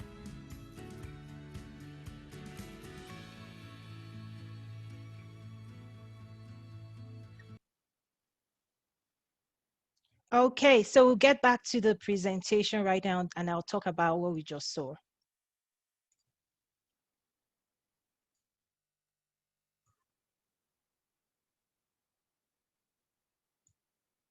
Okay, so for those who saw the video we just shared, Westrock Coffee is the single largest private investor in Rwanda. They're also one of the sponsor, and we engage a lot on our platform, the Trade with Africa Business Summit, the Trade with Africa network.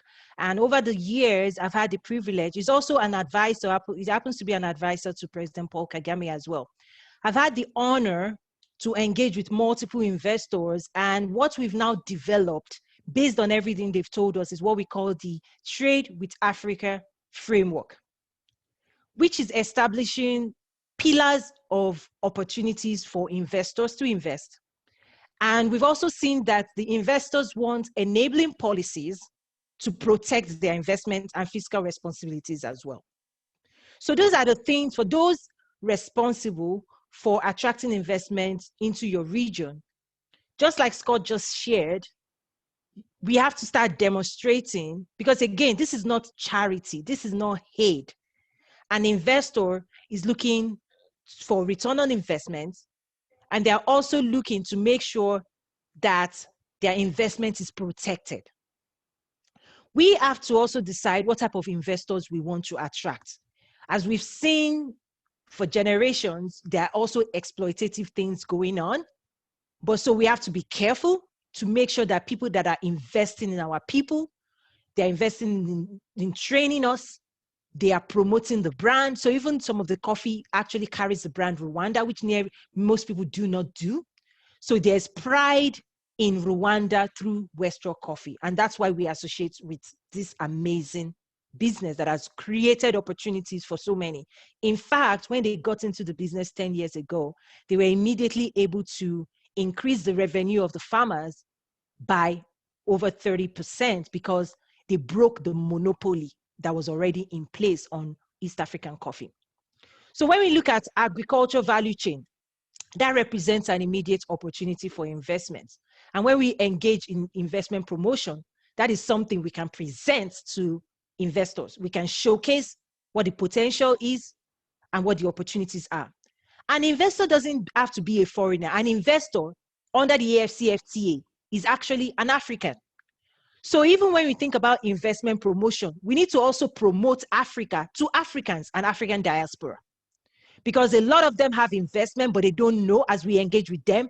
To be honest, I just even told Afrexim Bank this yesterday. The African diaspora, they do not know how to engage with Africa. They're trying to reconnect. So it's also the duty of investment promotion agencies, not just to look at foreigners, but they need to start promoting Africa back to Africans in diaspora.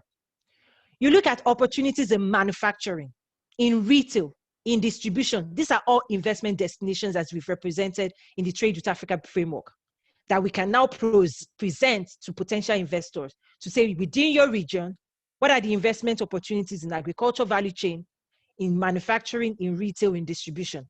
And then in infrastructure development, there are so many things that has to happen in that space. And then as foundation in the investment framework we developed, healthcare has to be looked at. Human capacity developed to make sure that the youth is being trained with the skills to support the Africa of the future. Education must be looked at.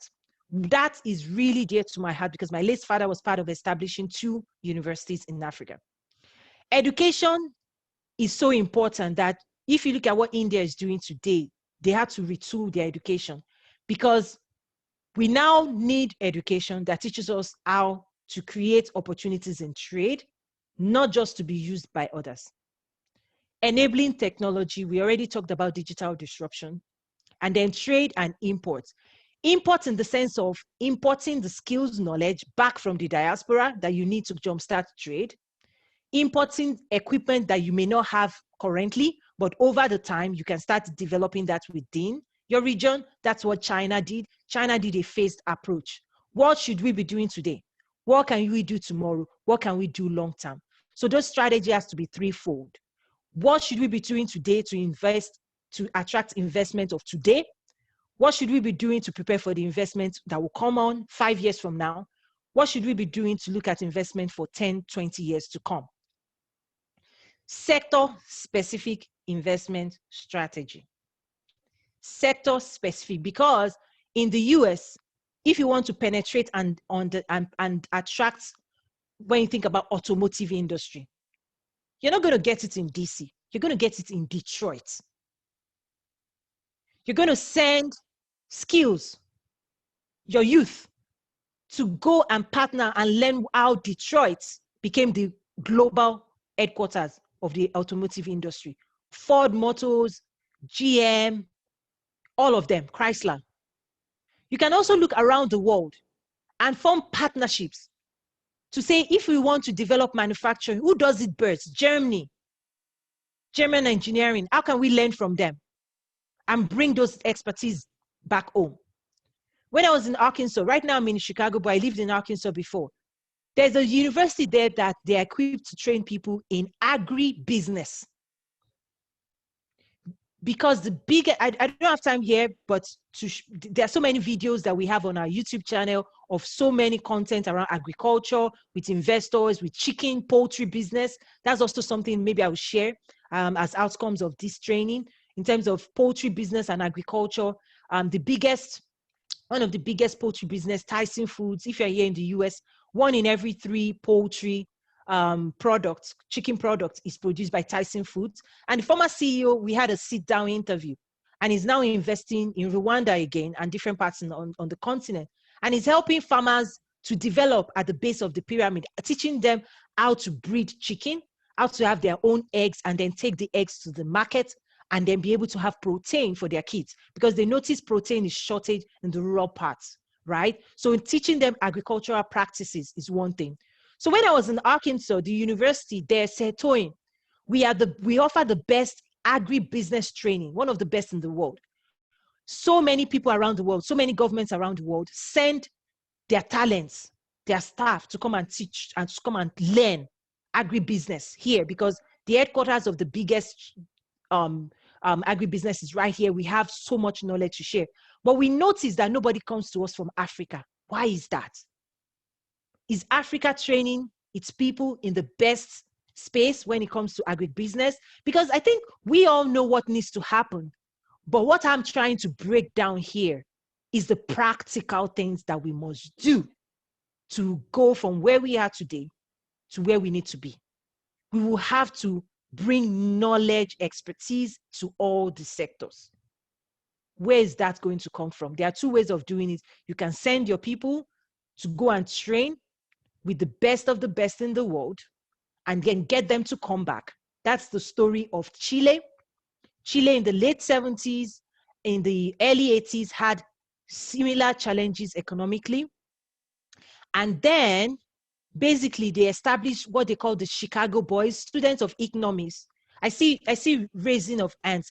We will get to extensive Q&A soon. Okay, so Mustafa, I see you. I just want to acknowledge that I see you. We'll get to that. So Chile is one of the most productive regions in the world compared to their production. They are the most productive in trade. But the story is that in late 70s, early 80s, they struck a partnership with US government, and they sent what they call the Chicago Boys to come and study in the University of Chicago under the foremost economist of that time. But the partnership also said they have to come back home.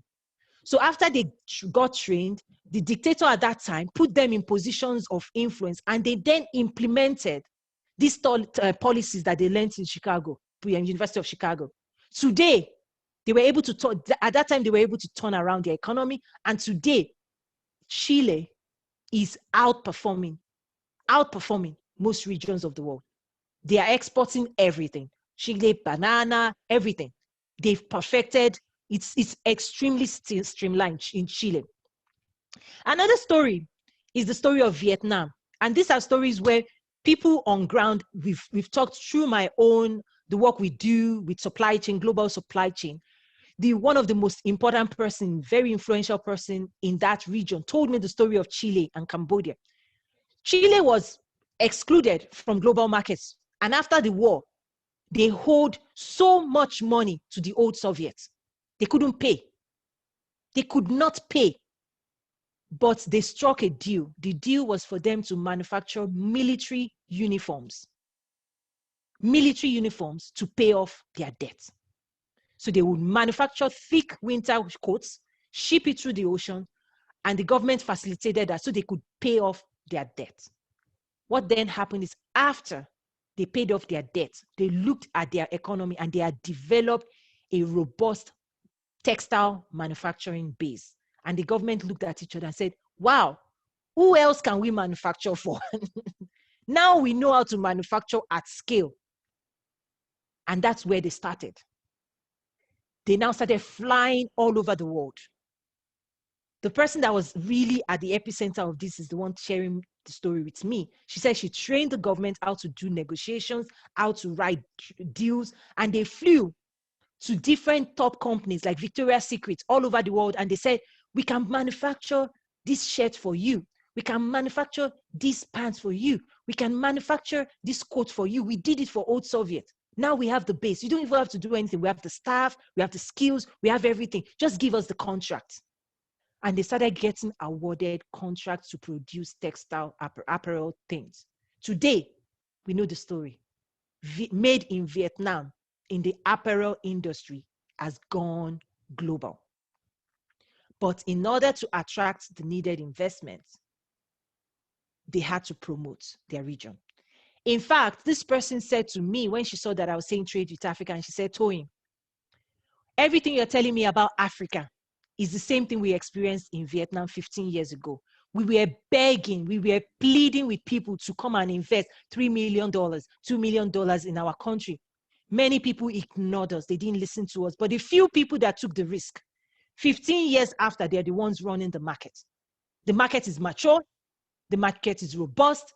And new people, any new person that wants to come in now has to pay premium. They have to compete aggressively because the market is now mature, and we've created, she even told me personally that she has created millionaires. She even said billionaire after 15 years because they invested in textile, they invested in the industrial sector. These are stories we now need to start showing. But she told me something. She said those opportunities that Africa is presenting is not going to be there forever. Because within a 15-year period in Vietnam, we took care of all those opportunities. People moved into the space, investors moved in. Now we are doing good. She said, go to Africa and do what you need to do for Africa. Those opportunities, they are going to go really fast. So I'm sharing this privately with you all because I believe in Africa. We've seen what other people have done. We have to do the same. We have to create partnerships. We have to promote our regions, our countries within, under the AFCFTA. We need to start introducing ourselves to ourselves. You know, because a lot of times we love our space. We don't venture, we don't travel. Now we need to travel more within Africa. We need to tour. You need to invite me. I visited Cairo, Egypt in 2018 for the IATF. We're now planning for IATF 2021. I'm working to help the Afrexim Bank, African Export-Import Bank, and the African Union to promote the IATF. We're inviting people to visit Rwanda for the IATF 2021. We need to travel more. We need to talk about investment more, but we also have to be very, very savvy how we do it. The other thing I want to leave with you is real economic development always is achieved at the local level. We put a lot of pressure at the federal level, but I'm telling you, each city here in the US, I partner with economic development boards, with cities, not just Washington. I'm saying right now, I'm working with Chicago to create a Chicago Africa engagement. They're working through my proposal now. We're planning 3 engagements in 2018 to connect Africa to Chicago. Chicago is the 3rd largest city in US. And this is where the Chicago Board of Trade is.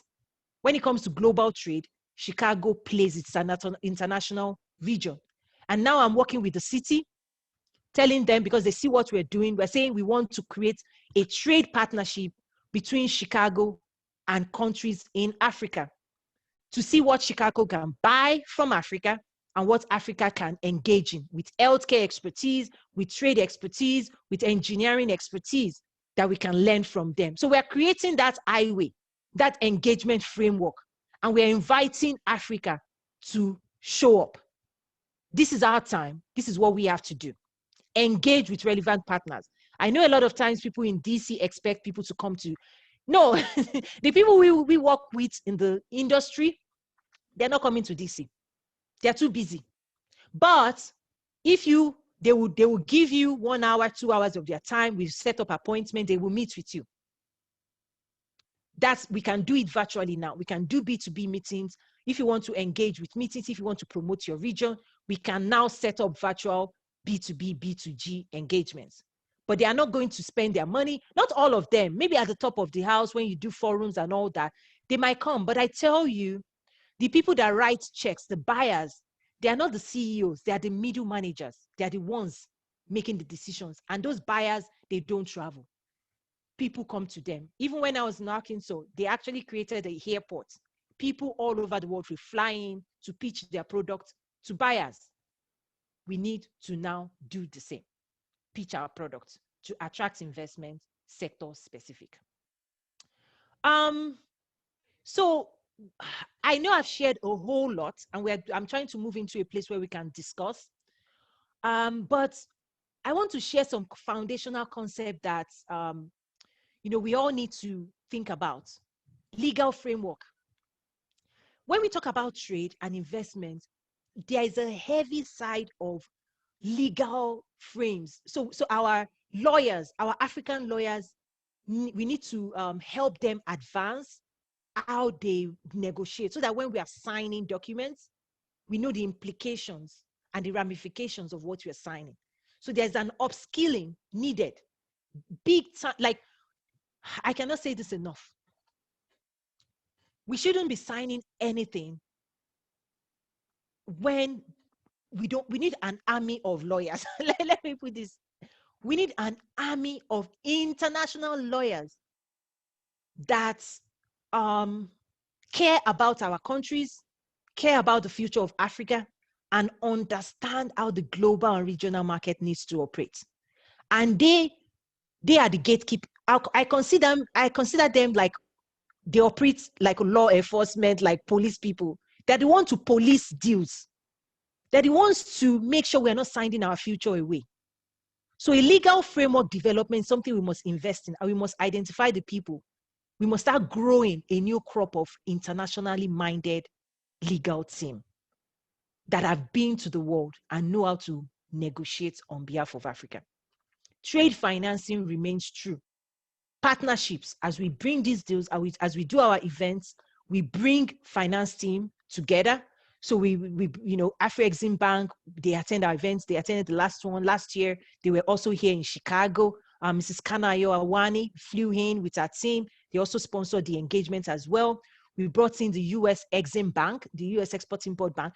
So partner with your Exim Bank. When you attend events and you bring exporters, if there's a buyer, as we prepare exporters, because before you exhibit, I say 2-3 months before, we need to work with you and prepare you so that when a buyer comes to your table, you can seal a deal and you have banking people that are certified that they will back that deal. That is important. Trade policy, AFCFTA. We need to make sure that business people also are engaged so that when the policy is put together, the business people can know how to interpret and apply those trade policies. So we need to establish, government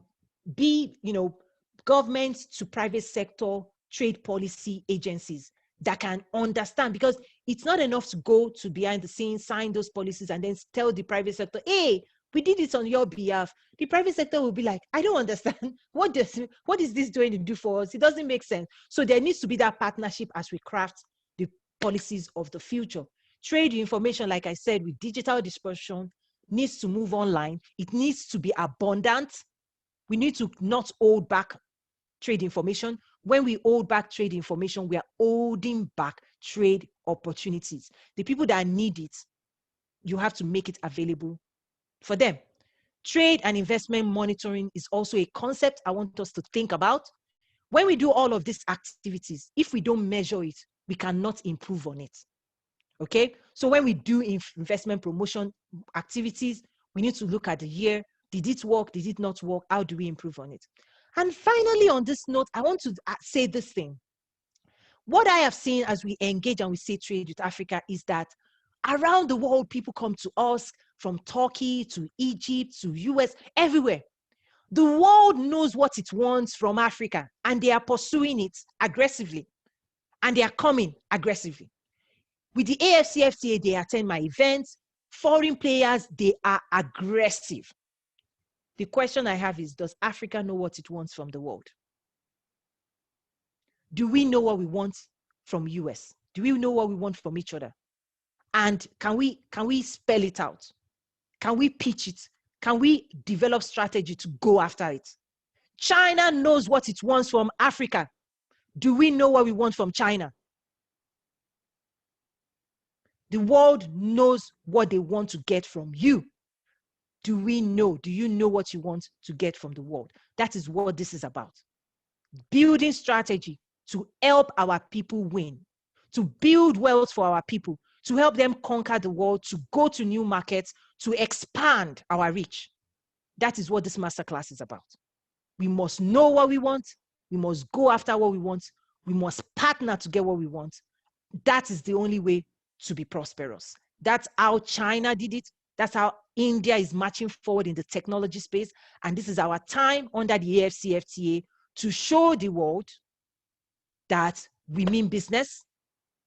We know what we want, and we're going to ask for it at the negotiating table. I'm so excited. I look forward, hopefully, to Africa being at the World Trade Organization DG.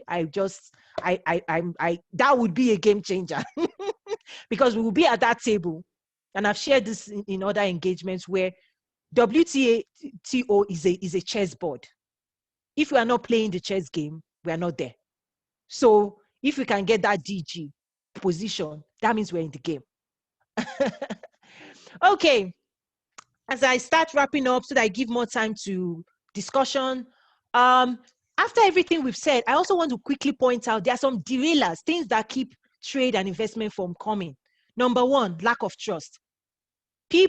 Trade happens before money changes hand. People shake your hand, they do deals every day before money even changes hands. So building trust around the world is important, regionally and globally. A service mindset. In the world of trade, not hate, okay?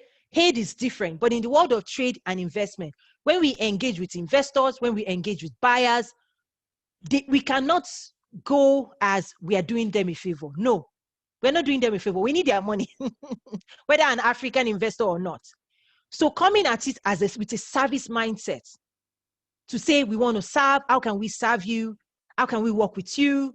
We want you to buy from us. What information do you need from us? How can we partner?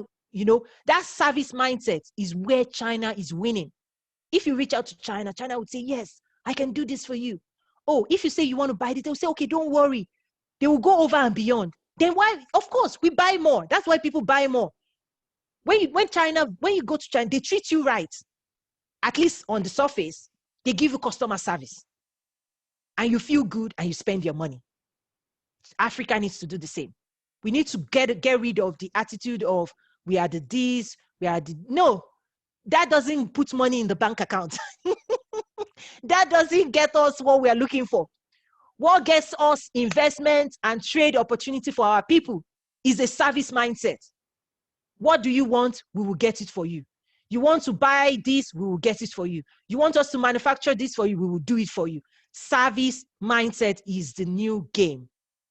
Depth of knowledge.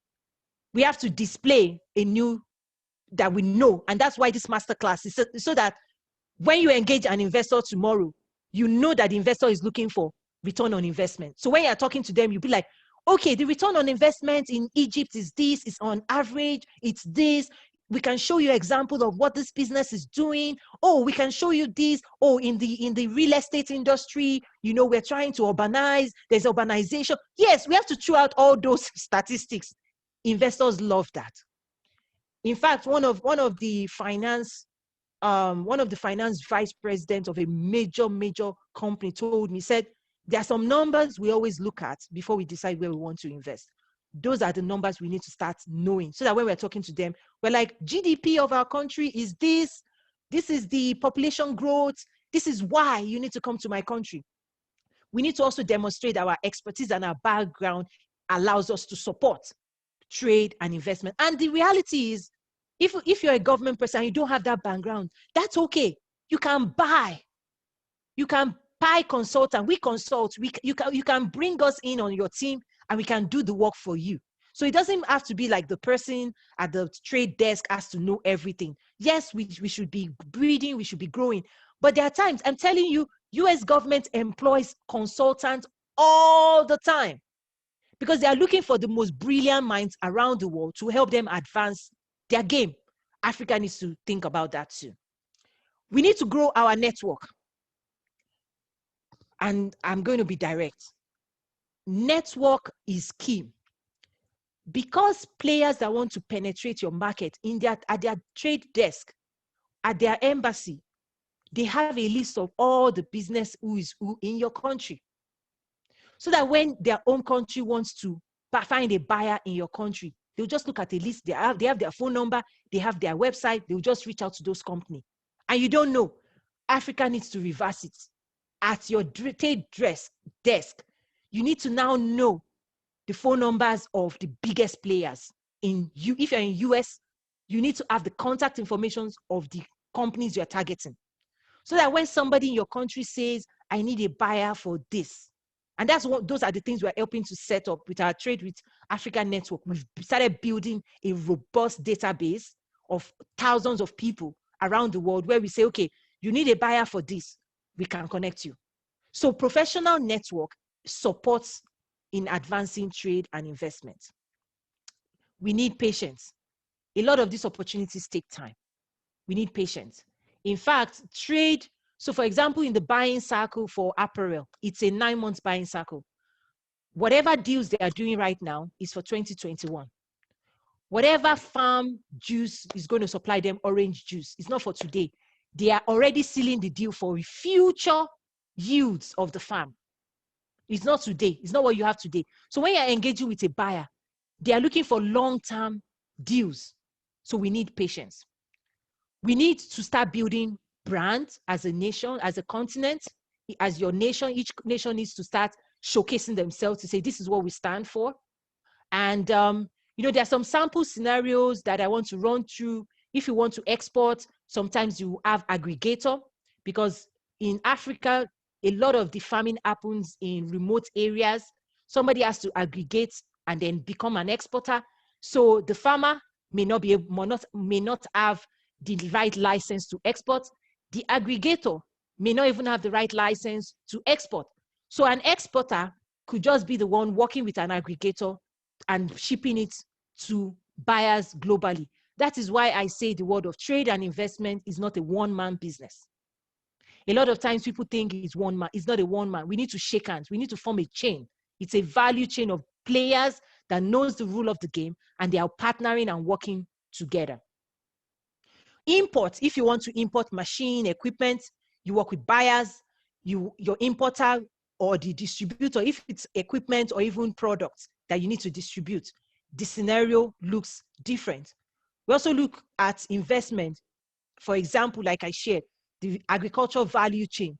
Where in the value chain do you want them to invest? Is it in trucking? Is it in transportation? Is it in warehouse? Is it in shipping? Where is the investment? We need to start having that conversation.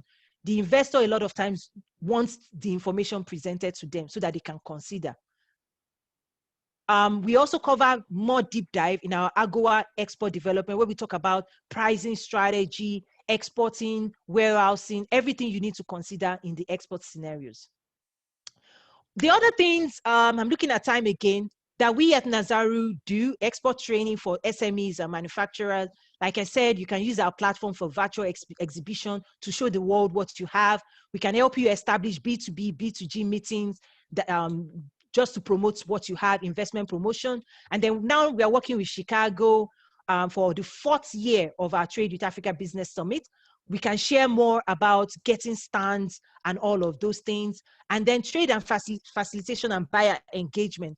We help people prepare to pitch their products. We want to understand your volume. What are the quality things you have to consider? All of those things are things we work on. So I'm moving really fast because I want to give time for conversation.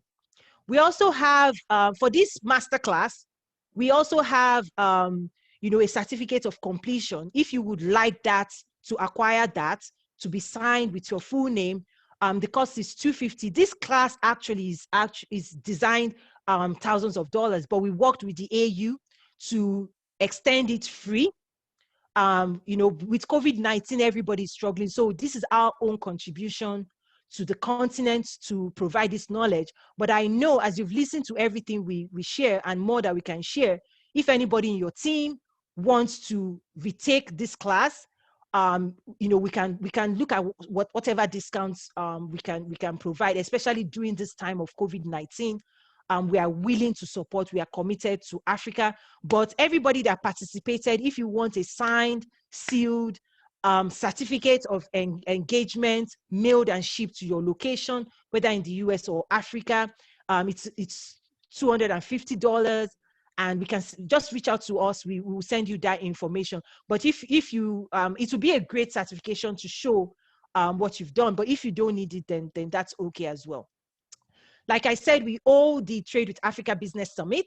This is a picture of what we held in 2018. And according to the World Bank, the US represents 4% of the world's population. However, it controls 40% of global wealth. Even though we're talking about regional integration, and I know that is our #1 priority, the reason I put this together is for us not to ignore one of the world's other biggest market. I say it is not either or. It is not either we pursue AFCFTA or we pursue global. I'm saying both. Both has to be the game. We need to develop strategy that we are integrating with the regional market, but the global market is still there for Africa for the taking. What are we doing there? So AFCFTA, Nazaru believes that the US is a region that is uniquely positioned to engage as an enabler of economic growth in Africa through mutual beneficial trade relations. As convener of the 2018, 2019, now 2020 summit, we held the 2018 in Bentonville. Bentonville is the world headquarters of Walmart, the world's largest company, a 500 billion global annual sales company. We held the first one there.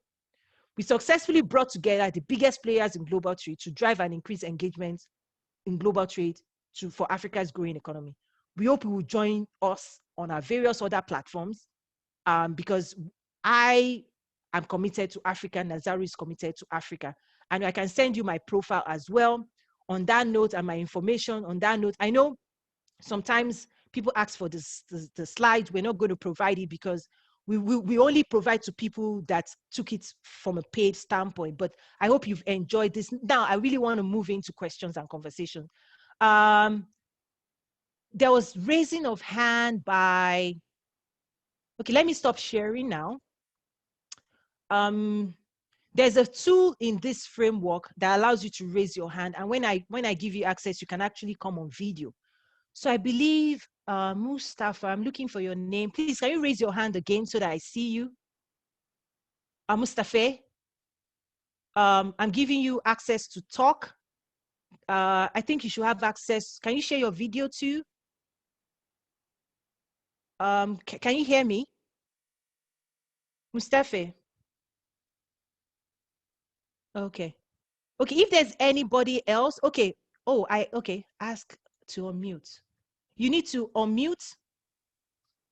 Are you able to show your video? Yeah. Let's see your face. Tell us where you're joining from, please. Okay, my name is Mustafa. I'm in Addis Ababa. Somali Embassy. You said Somali? Embassy. Okay, thank you, sir. In Somali Embassy in Addis Ababa. So thank you very much for your presentation. You had the good presentation. Thank you very much. So I want to encourage our investment, especially in vision for Somalia. So can we give us, especially in Somalia, they have a good geographical location, and they have a lot of companies, about local companies that exports is for the fisher.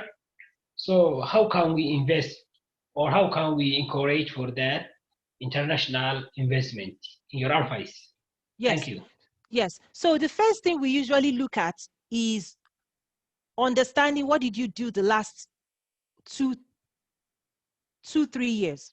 So before you grow trade, okay, when you develop your map, you want trade to be this way, steady increase, right? It's not, you don't want it to be erratic or random.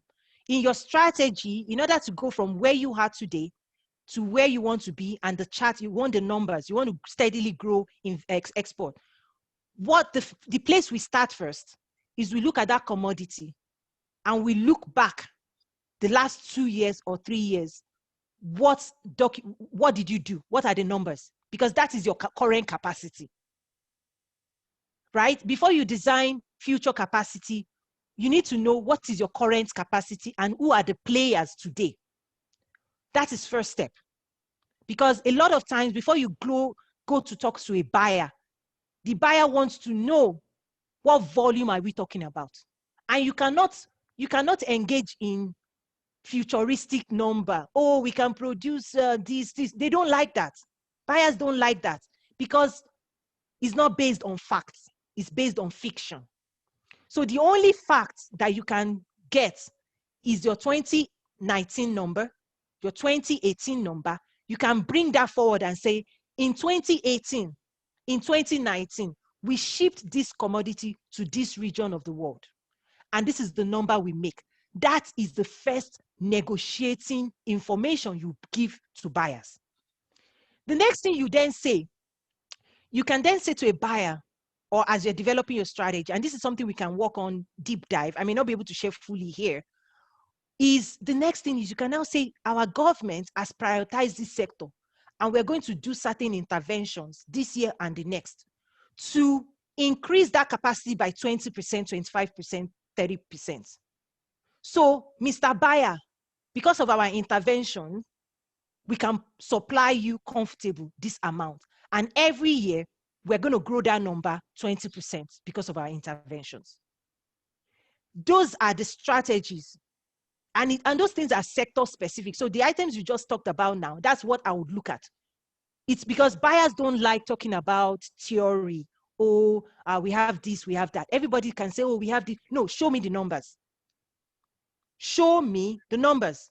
What numbers did you do in 2019? Where did it go to? Which companies participated? And how can we then go move that number by 20%, 25%, 40% through government interventions? And you can achieve that by training and assessing your capacity. Because one of the things buyers do not like hearing is, oh, just give us the opportunity. Just give us the opportunity. They're like, no, show me the numbers. Before I give you that PO, I want to know that you have that capacity to meet it. So POs are only, when I say PO, purchase order, are given, they're only buy when there's been evaluation of the numbers and there's a level of comfort and trust that your region can actually do what it says. So it's not enough to say and just talk about what we can do.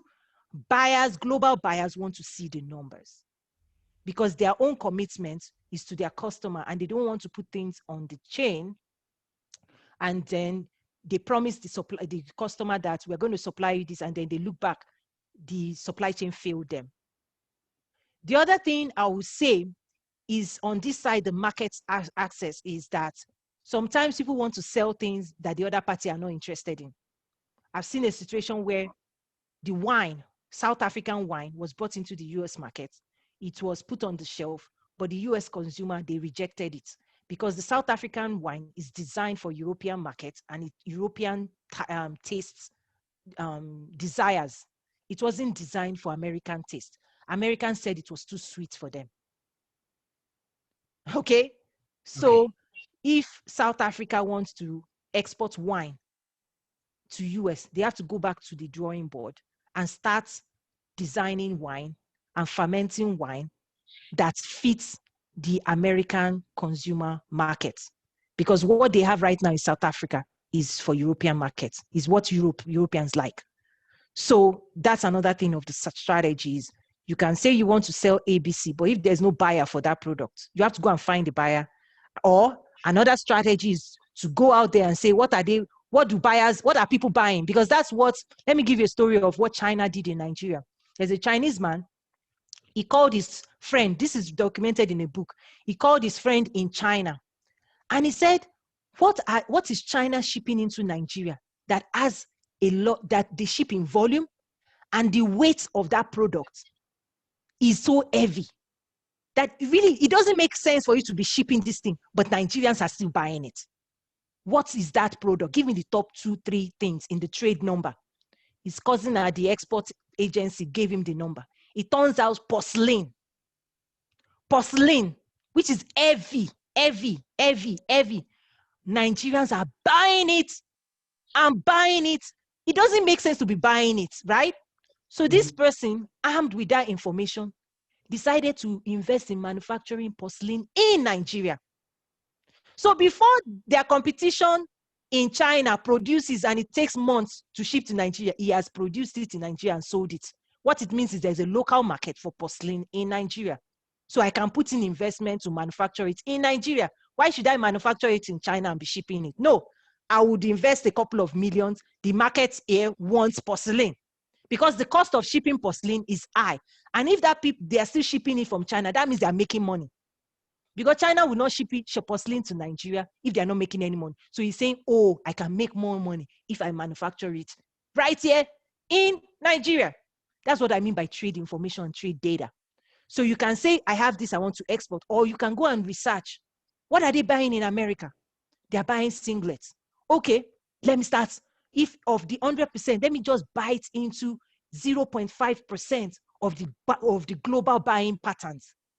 That's another strategy that China right now, they'll tell you, we will just master what US loves to buy. Whatever they want to buy, we will make it for them.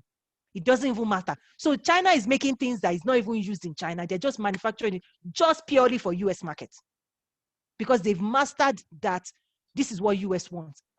So the strategy could go both ways.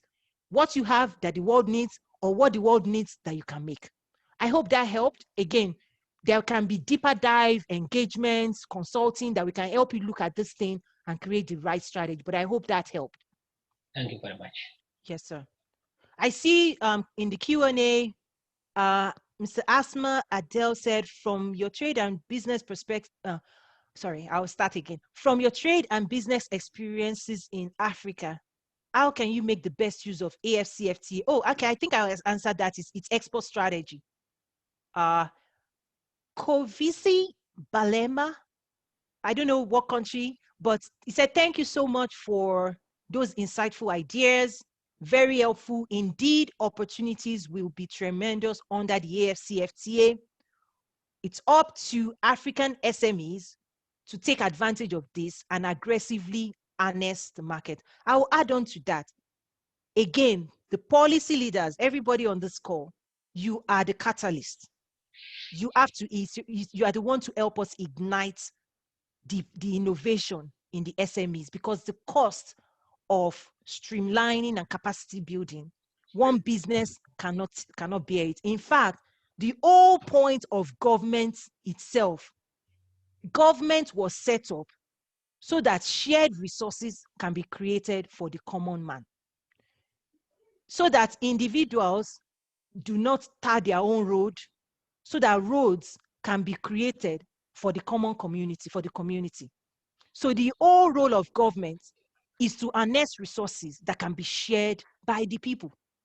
That's the whole point of government, is to centralize resources, centralize information, so that your population does not have to be scattering, going all over the place, looking for, because everybody is looking for this information. All your exporters, they are looking for this information. Where do they go? It's the role of the government to do single window, bring it all together, streamline it, make it easy for them to do business so that they are not spending the small money they have to do this, to do that, so that they can build business and make money and feed their family. And then that's how wealth is going to grow. Okay. I see Giama Rahuma. I'm going to give you access now. I don't know. So on mute, are you able to do video? Let me see what's going on. How do you do the video? Aha, Yes. can share. Yeah. Who can share? Hello. Yes, yes. Please go on. Thank you. Thank you. Thank you very much. Yes, I sir. think, this is very good presentation. And I'm Rahoma from Libya. I'm working in Ministry of Foreign Affairs, International Department. And Libya is, Libya is membership for the FCTA and membership of the COMESA. And the membership of the Free Arab Trade Area. Yes. From 1998. Wow. And the membership for the COMESA 2005. And the membership of the African Trade Union from 2018. Wow. I need, more, that's the same of the presentation in the future. And I hope, enjoying all the dedication from the lesson from the presentation, and see you next time. Thank you very much. Oh, thank you so much. Like I said, there's so many layers. This masterclass is to make sure that we all have a global, generalized view, but there's a deeper dive specific for export development that we can go into strategic visioning for export promotion. We can go into that, but this is just to share, to say this is what we need to do. This is the work ahead of us. The future of Africa is guaranteed. I'm telling you, like I had a conversation yesterday, people are reading books.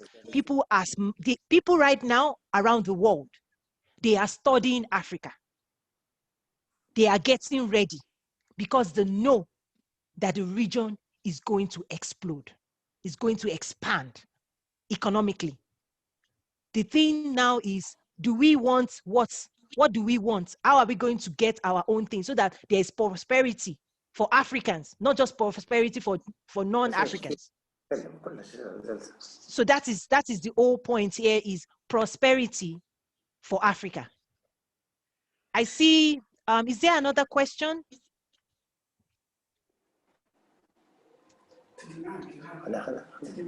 Or even if it's not a question, if it's just a comment, I want to hear from you.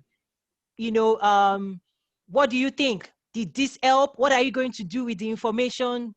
Any other thing you want to add on, please? I allocated this time for discussion. So I also want to see you. I want to hear, what did this help?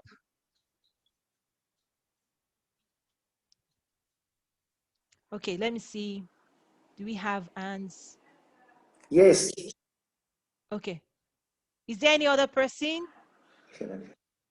Is there any other topic that I discussed that you would like me to go deeper on, that you have any other deep questions on? Because I'm looking at time now. We have about 19 minutes to go. This was time allocated for Q&A. So if not, we're going to be wrapping up. But I want to hear from you. Like I shared, we're here to help. We're here to support. We're here to serve as agents, to help you, to coach you, whatever you need to, in terms of the AFCFTA, actualizing the AFCFTA, developing your export strategy on the continent for regional development, or if you're here in the US in the embassy, trying to connect Africa to the US market. The platform we have was developed specifically to help Africa go global and win on the international market. So we're here to help you. On that note, we will be closing. I'll be closing this masterclass. It has been a real pleasure. My information will be made available. We have various network platforms. We actually have a digital platforms where we can help you set up B2B meetings if you want, or even help you to promote your products as well. So we will share that information as a follow-up to this engagement. On that note, if there are no more questions, or if nobody wants to add any comments, or if you want to send it privately, our email is info at nazaru.com. And Nazaru is committed to Africa. I thank you very much. And on that note, I would say have a very great weekend. And I look forward to connecting further and sharing more information as we do more engagements here, sharing it with you. It's been a real pleasure. Again, my name is Toyin Umesiri. I'm the CEO of Nazaru LLC. Have a good day, everyone. Bye. Thank you very much. Thank All right, thank you very much. Thank you. Bye-bye. Bye-bye. Thank you. Yes. Thank you. Thank you, sir. Yes. I appreciate that. Thank you. Thank you. Thank you. Yes. Thank you. Thank you. Thank you. My pleasure. My pleasure from Libya. Yes, sir. Thank you. I'll be in touch, sir, from Libya. I'll be in touch. Yes.